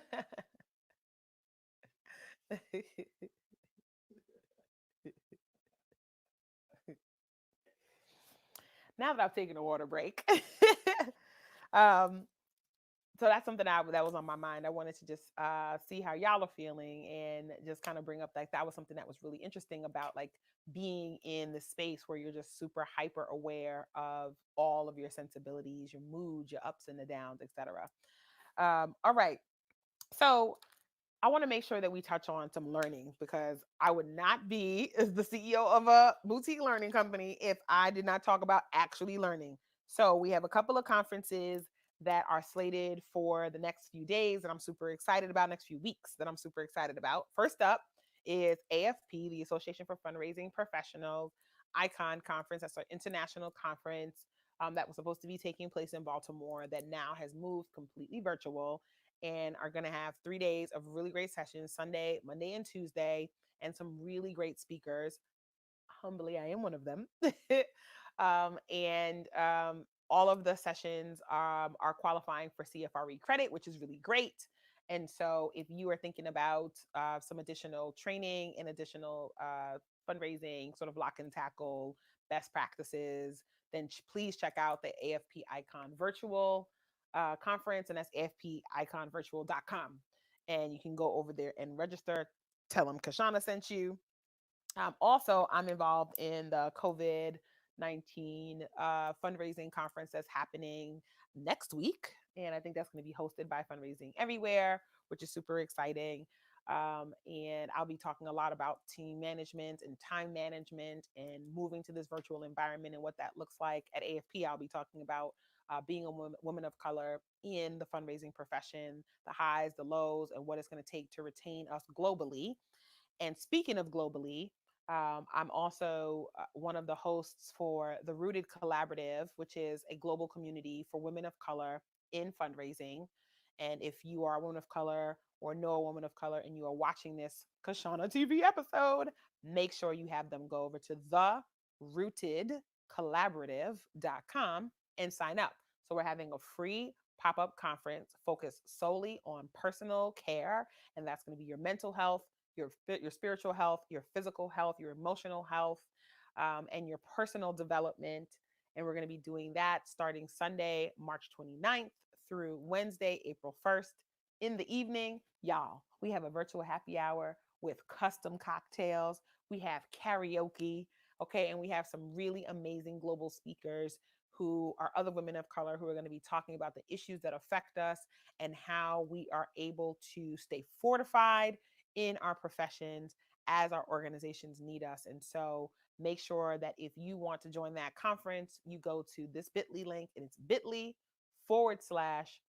ROOTED FB. So rooted Facebook. So bit.ly rooted FB, and sign up. It's totally free, but you've got to be a member of the Rooted Collaborative in order to attend the conference, and joining us is free. So some really, really great conferences for your fundraising, for your personal fundraising, professional development, for your organization's advancement, and also for your personal development and your mental, spiritual health. And so super excited about being a part of those conferences that are coming up and those education opportunities. Speaking of education, things that I'm reading this week, y'all, gotta get my mind right. Okay, so I have 3 books that I want to share with you this week. The first is by my good friends Ben Bisbee and Kathy Wisnowski. They have The Unashamed Guide to Virtual Management. So now, y'all, I love this book. First of all, I read it already, but I had to like go back through it with a fine-tooth comb because I'm going to be teaching different things around virtual management. And Ben and Kathy wrote the book on it. There's lots of books out there. This one is approachable. It's hysterical. I turned to it, and I'm an expert in this stuff, and these are my people. And so when they had to write a book about it, I said, I want in. Let me understand what's going on with this amazing book. And so it's everything from HR to office romance to bandwidth, being at home, you name it. So this is something that I'm recommending for you to read, and to catch any of my sessions that I'll be hosting over the next couple of weeks around virtual team management. But Ben and Kathy did a fantastic job with this book. So make sure you run to Amazon and grab it. All right. The next book that I'm reading this week is called Story Driven. You Don't Need to Compete When You Know Who You Are. And this is by Bernadette Jiwa. And I got this book this week from a recommendation from my friend Clay. What's up, Clay, out in Vegas? And Clay is another fellow consultant, also a recovering fundraiser like me, who said, Kashana, you don't have to be like anybody else, although I am not like anybody you will ever meet, friends. But understand storytelling from a different perspective and what happens when your business or when your organization is story driven. And so I think this is a really great book. I just started reading it and digging in. Really, and the reason I really like this is because everything I talk about around storytelling and around brands when I go out to give keynotes is about having a personal vision, having personal values that you can articulate and translate into your professional values, that those things are grounded in stories, and that people want to know and understand and align with you around those things, and that they want to be able to connect with you. And so I love that. That's a really good one that I'm digging into this week. And then because, I got to have all of the things, this book by Sarah Knight, Get Your Ish Together. I'm reading it again. Because it really just talks about like the joy of mental decluttering and really making sure that you are improving on your life, and that you're not using this time to create more busy work for yourself. I saw a lot of different blog posts and different memes and GIFs about what you could use this time for. And honestly, y'all, some people are using it to sleep, and that's all right, because you might need to catch up on your sleep. But some of us know that we have 1,245 open-ended projects that we've been meaning to do ever since that we need to get to. And we want to make sure that we're able to use this time. So that book kind of helped me just kind of snap it together and kind of got my edges and really got me ready to embark on some writing projects, to get my book published, to make sure that all the things that I have coming down the pipe are moving along. Last but not least, because y'all are like, damn, Kashana, did you take a breath? Heck no. Okay. There were no takes in the recording of this video. The last thing is on parenting. So I am a solo mama of one fantastic queenager. And y'all, for all of my parents globally who are stuck at home with these kids, understand they don't want to be stuck at home with you neither. Okay. What do you think I was going to tell y'all? I was going to give you some parenting tricks. I can, but maybe another episode. But it's a hilarious situation when your kids say, "Oh my gosh, I want to go back to school." It's one thing when you're home from summer break for holiday, for a spring holiday, etc. It's another when you're forced to be in the same house as your parents, okay, friends? It's literally not fun for them and not fun for you. Although it may seem from them running all over the place that it is fun for them, but after a time, friends, it is not as fun. So I want to say in this week's parenting moment that the thing that you can do for yourself and your kids this week is give them a project to do that does not include you, okay? It is not going to be right. It may not turn out right. It may be half done. It may be all the things. But really, this is a good opportunity with basic supervision to give your young people and to give your children some opportunity to start developing some autonomy if they don't have it already. And so that could be anything from finally mastering 3 different breakfasts that they can make themselves at their height, okay? Or it could be finally mastering the art of fancy ramen. It can be anything that allows them to start to be more self-sufficient and get them out of your hair, okay? I love these kids. We know that they are wonderful humans that we bring into this world, and we have to shepherd them to adulthood. But this time is going to test our parenting skills and abilities, and half the time we're going to want to pull our hair out. But we are not their friends. Friends, we're the parents. And so make sure that you are keeping that in mind when the activities are low and the stress is high and the walls seem to be closing in. Helping them to be self-sufficient is going to be one of the keys to making sure that you get space and time for yourself. You've got this. You've got this. You've got this. Okay, I'll be back next week with another episode of Kashana TV. I hope you got something from the myriad of things that I talked about in this week's episode. I look forward to hanging with y'all real soon. If you want me to talk about particular topics, make sure you drop it in the comments. Let us know how we can serve you better and what I can bring for you. And I'll be back with more of life, of charity, of fundraising, of parenting, music, books, you name it. I'm Kashana Palmer. Make sure you follow me across social at Fundiva, FUNDDIVA. Go to my website, kashanaco.com, and I will talk to you real soon.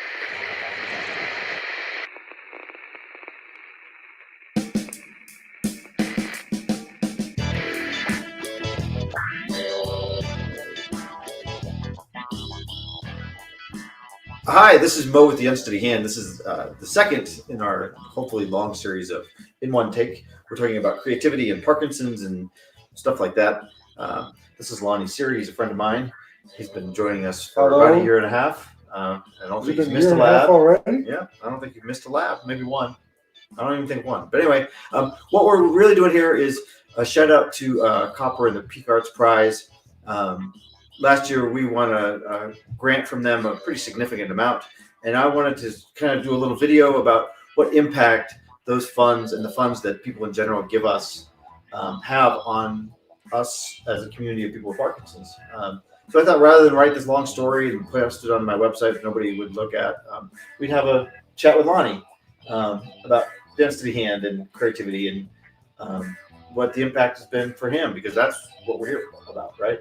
The Unsteady Hand has been a big impact for me. I was diagnosed with Parkinson's about 3 years ago, and long before that time, I met Mo, who had a young guy with a plan, and his impact has been tremendous on people with Parkinson's because you need to be able to express yourself. You need to have self-worth, and the Unsteady Lab, we only have one rule there: you don't talk about Parkinson's. Right. And the cool thing about that rule, I never actually made that rule.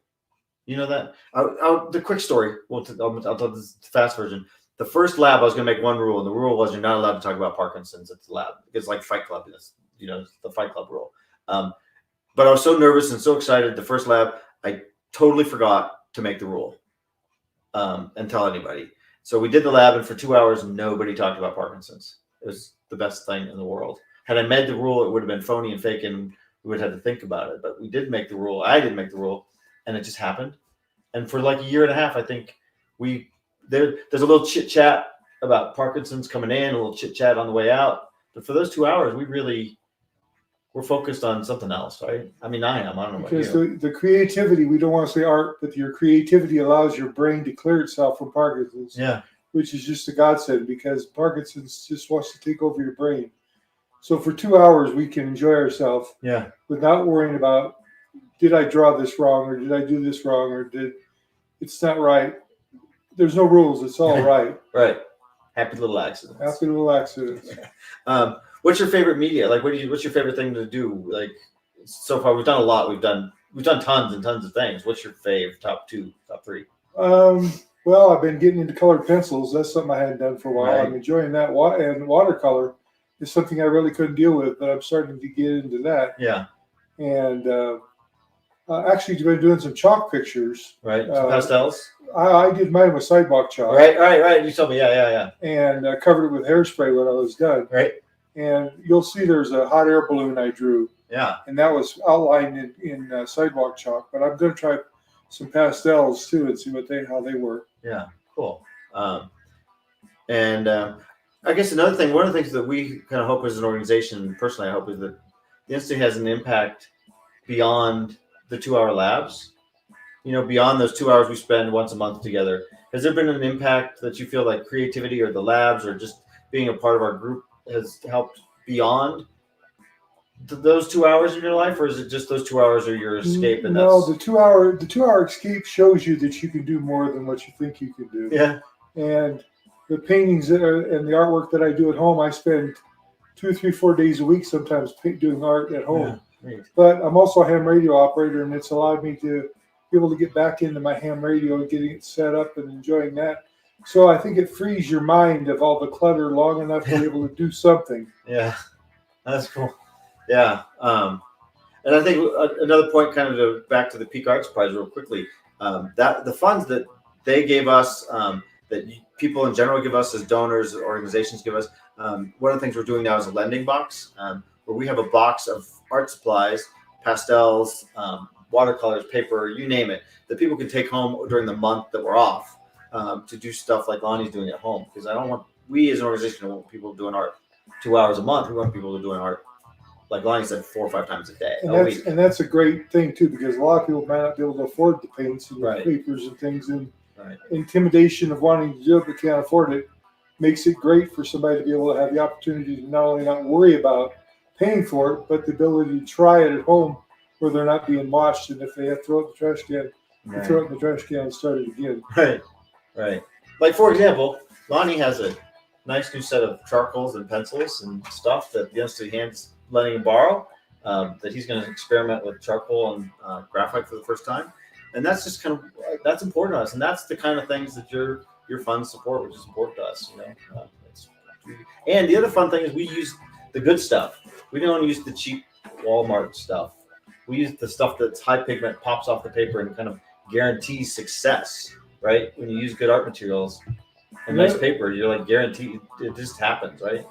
It happens. You just let it happen. Yeah. But another thing that I've enjoyed doing with Steady Hand, this sounds kind of corny, but on Facebook I've been having fun doing birthday fundraisers and different kinds of fundraisers, just because I want to get the word out there. I want people to understand how much this means to somebody with Parkinson's to have the ability to not only do something, but feel good about what they're doing and not have to pay for what they're doing. Right. Yeah, our programming is free, so anybody who wants to join us, please join us. And that's paid. The Parkinson's Foundation actually pays everybody's studio fee. We used to have a studio fee. We got a grant from the Parkinson's Foundation, and they amazingly pay our studio fees for us, so that's cool. So that's about all I got. Do you have any other things you want to, like creativity thoughts or Parkinson's thoughts that you want to share before we wrap up? It doesn't have to be about anything in particular. If you have Parkinson's or you don't have Parkinson's, come to the Unsteady Hand. Especially if you don't have Parkinson's, come and see how that Unsteady Hand helps us and impacts us while we're there. See the lightness that people have, and just don't let Parkinson's take you over. Just do it one day at a time. Yeah, drawing outside the lines, right? Yep. Yeah, reimagining Parkinson's. That's what we try to do here. So, I want to thank Lonnie for spending some time with us today and opening up his house to us and letting me sit in Sue's chair on top of 3 pillows, so I'm not 12 inches shorter than him.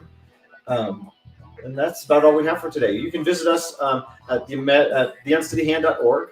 You can email me at mo@theuncityhand.org, and we're also have a fairly significant Facebook presence. We try and post about art and creativity and Parkinson's, and sometimes the combination of the two. So, on that note, I think we'll wrap up. Once again, a big shout out to the Peak Arts Prize for last year. Vote for this year, please.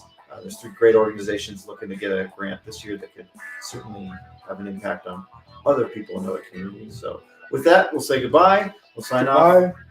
Nice to have you come by, Mo. Thanks. Nice to be here.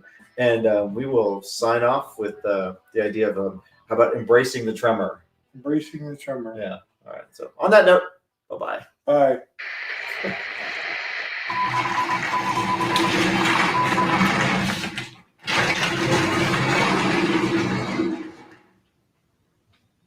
We're live. And breaking news at HSNE GA5. We have our pet of the day. Now here's Karen Washington with Randy. Thank you, Susan Delaware. This is Randy. He is our breaking news pet of the day. And you know why? He's a 13 out of 10 good boy. Just look at that little face. He also has a wiggle butt. Randy, show him that wiggle. I guess he's a little camera shy today, but we'll cut to him wiggling his butt somewhere else.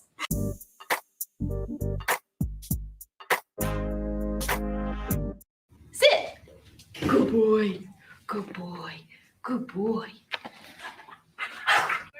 And this has been your breaking news pet of the day. Back to you, Susan Delaware. Go. Thank you, Karen Washington, for that breaking news update. Randy is a 13 out of 10 good boy. Randy is available for adoption at the Humane Society of Northeast Georgia Adoption Center, which is open Tuesday through Sunday, 12 to 6.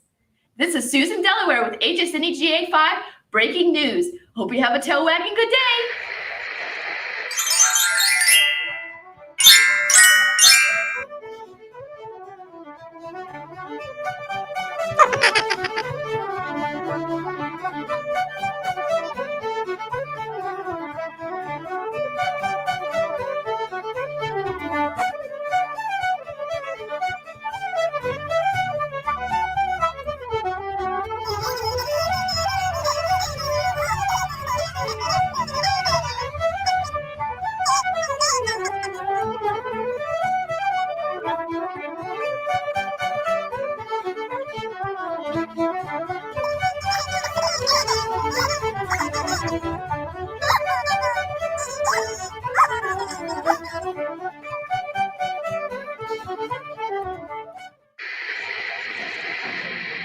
And now, before the next show starts, let's enjoy an intermission. You'll find our snack bar chock full of good things to eat and drink. Tasty, tempting hot dogs, thirst-quenching soft drinks, fresh, crunchy popcorn, a complete assortment of delicious candy, and a full line of cigarettes. You've plenty of time, so visit the snack bar now. A tasty treat will double your enjoyment of the show. For your convenience, we shall keep you informed of the remaining intermission time, 3 minutes before the next show starts. Let's all go to the lobby. Let's all go to the lobby. Let's all go to the lobby to get ourselves a treat. Delicious things to eat. The popcorn can't be beat. The sparkling drinks are just dandy. The chocolate bars and the candy. So let's all go to the lobby to get ourselves a treat. Let's all go to the lobby to get ourselves a treat. The next show will start in 2 minutes. Yes, Toddy, the chocolate malt in a can. It's so good hot. It's so good cold. It hits the spot with young and old. Yes, Toddy pleases everybody. Delicious chocolate malted Toddy, made with rich, real milk, not powdered milk. So come and get it, everybody.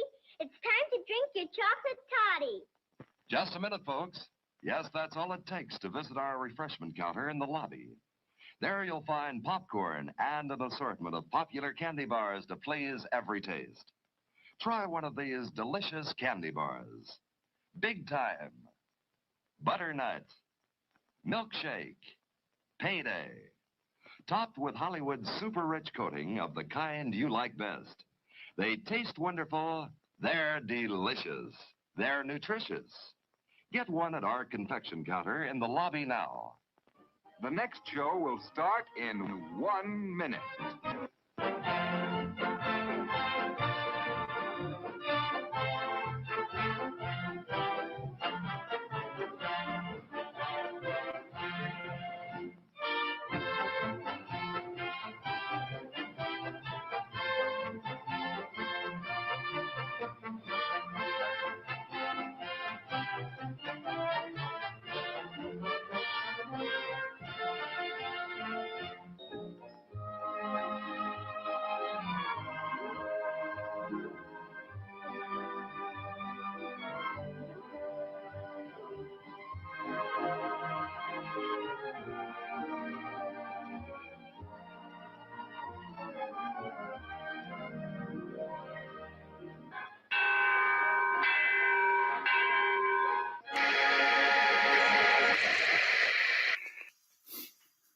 Hello, folks.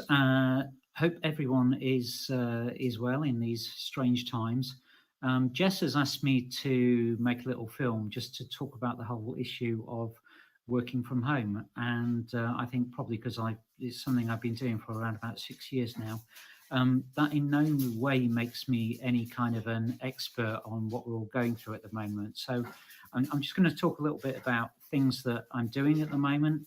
And also drawing on the fact that we've been homeschooling the kids for about a week now, because the schools here in the Netherlands shut down about a week ago. So I just hope some of this is useful. So I've got around about 6 or 7 points to go through quite quickly. So the first one is get outside. Get outside of the house, and ideally try and get out early in the day. We've got a dog, so one thing we do is we all take the dog out for a walk together first thing in the morning. That gives you a number of advantages. First of all, it means that you get dressed. You get dressed, you get out of the house, and coming back to the house is sort of coming to work.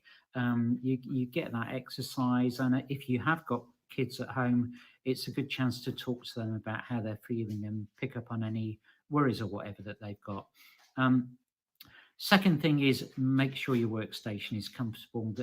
Jess has got loads of other information for you about your workstation.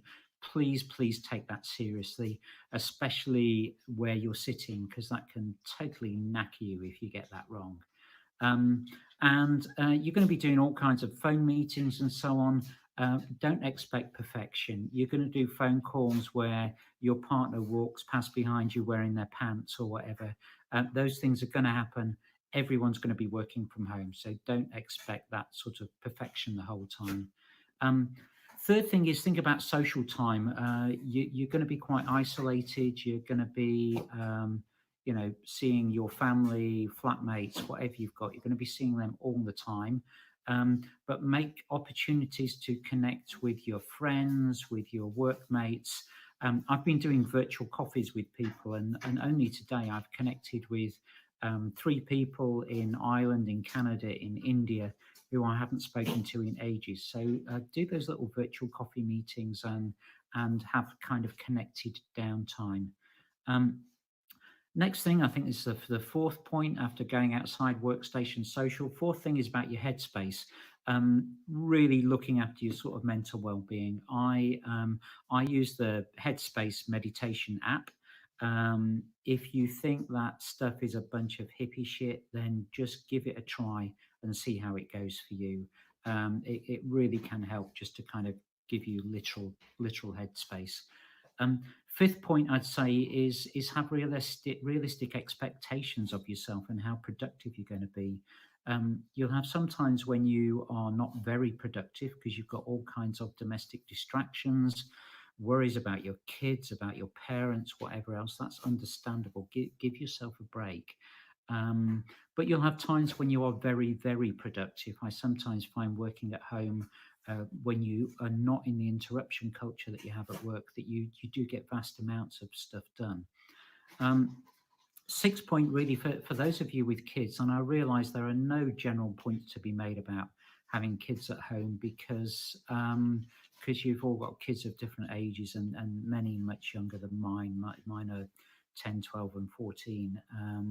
So with kids, I would just say try and negotiate and agree a new set of ground rules and then stick to them, because just like grown-ups, kids need to know the rules. They need to know the parameters that they're working to. If you're doing homeschooling, I honestly don't think you need more than about 2.5 hours a day of concentrated homeschooling is probably more than you will need.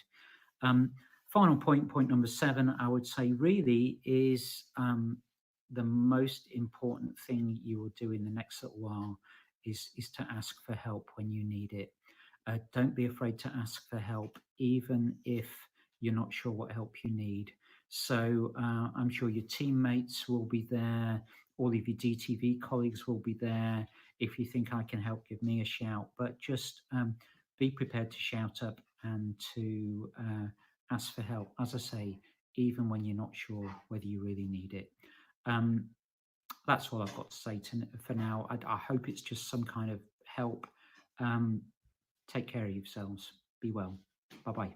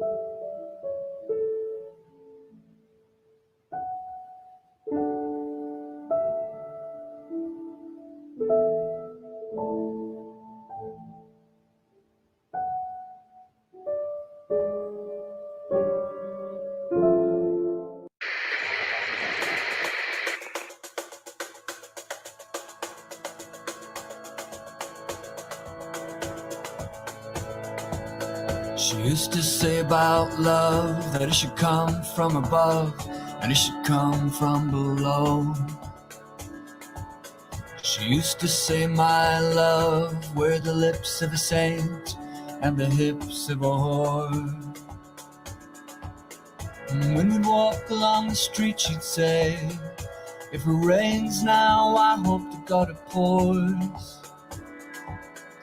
With her beautiful ideas, yeah, she'd cut me in half, clean as a broadsword. Now I just can't seem to get out of bed anymore, yeah. And now my heart hangs worn and weak like an old wire door, yeah. Now I just can't seem to get out of bed anymore.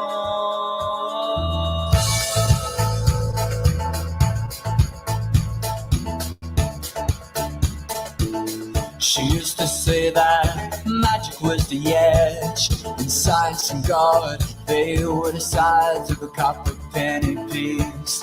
Yeah, and it's far better to keep it spinning and spinning and spinning than for one side to fall and to freeze. Oh, when we'd walk along the pier, well, she'd point at the waves and say under there, that's where we go when we're asleep. You know, once she let it slip that I was the best of the beautiful ideas. Now I just can't seem to get out of bed anymore, yeah. And now my heart hangs warm and weak like an old wire door, yeah. And now I just can't seem to get out of bed anymore.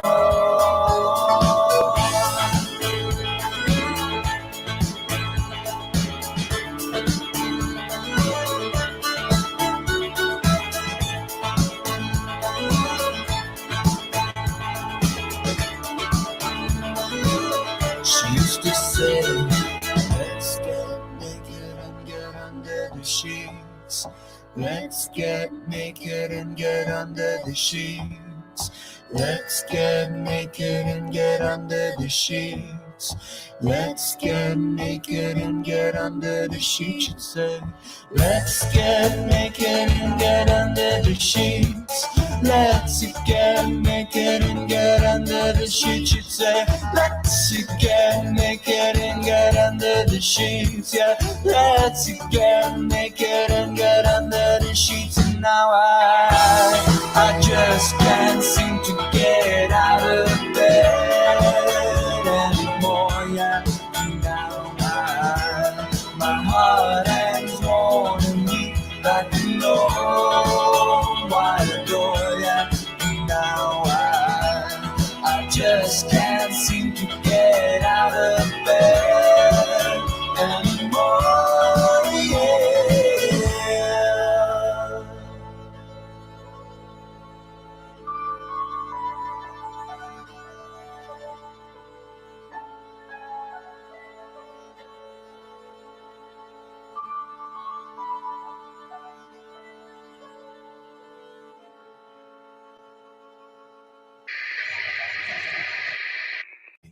My name's Jonathan Andrews from Remarkable Partnerships.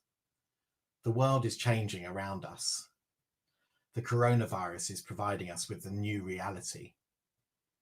If you're a corporate partnerships lead at a charity, you're probably wondering how to respond. We suggest the question you ask yourself is this: how can we pivot our partnership offer in response to this uncertain time?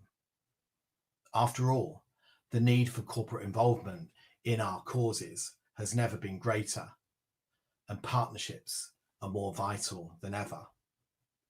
So here are our 6 recommendations to respond to the coronavirus from a corporate partnerships point of view. Number 1, focus on shared purpose. In times of uncertainty and fear, it is companies with purpose doing meaningful work that will stand out. So when you engage your corporate partners or prospects, it's really vital that you articulate your shared purpose with them. This is the powerful why that will inspire them to partner with you and do brave work that gets noticed. Recommendation number 2, link your cause with coronavirus. So how is your cause affected by the coronavirus? Does this represent a greater challenge for the people who need your help?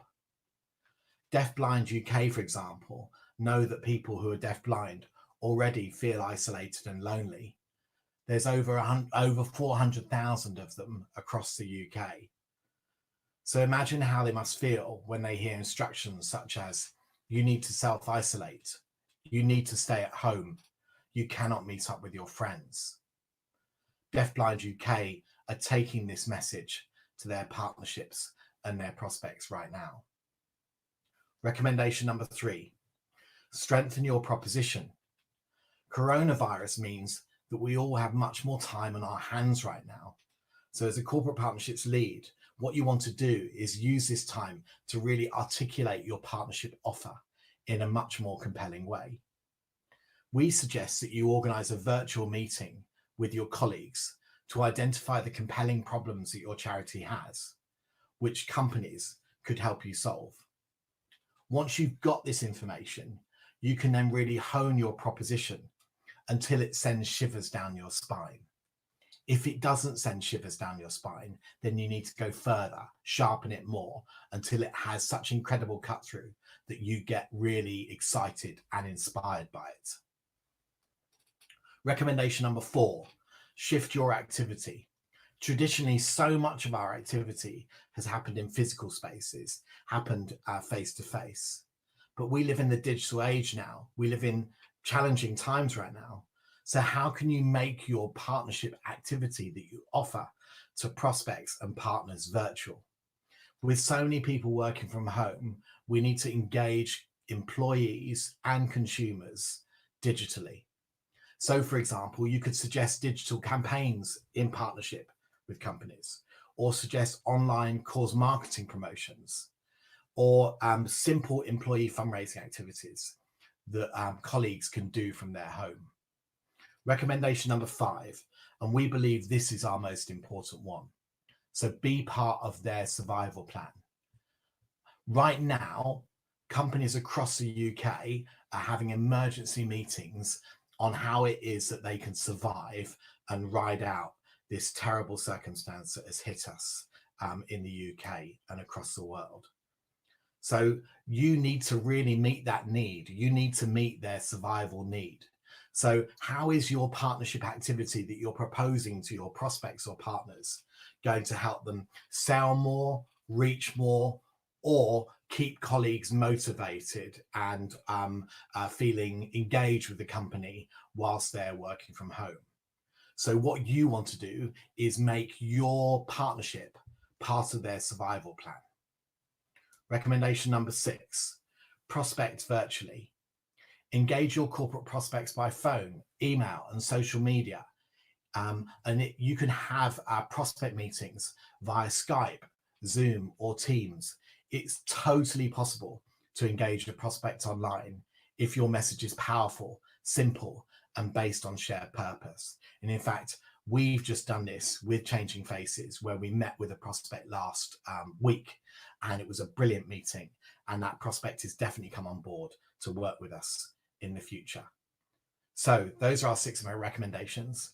We hope they have been useful and they give you confidence and a suggested way forward. And I'd like to finish you with a quote from the inspirational woman, Helen Keller, who was deafblind herself. And she said, "A bend in the road is not the end of the road unless you fail to make the turn." I'll repeat that again.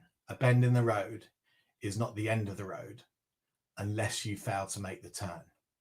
So it's down to us to make the turn. Thanks very much.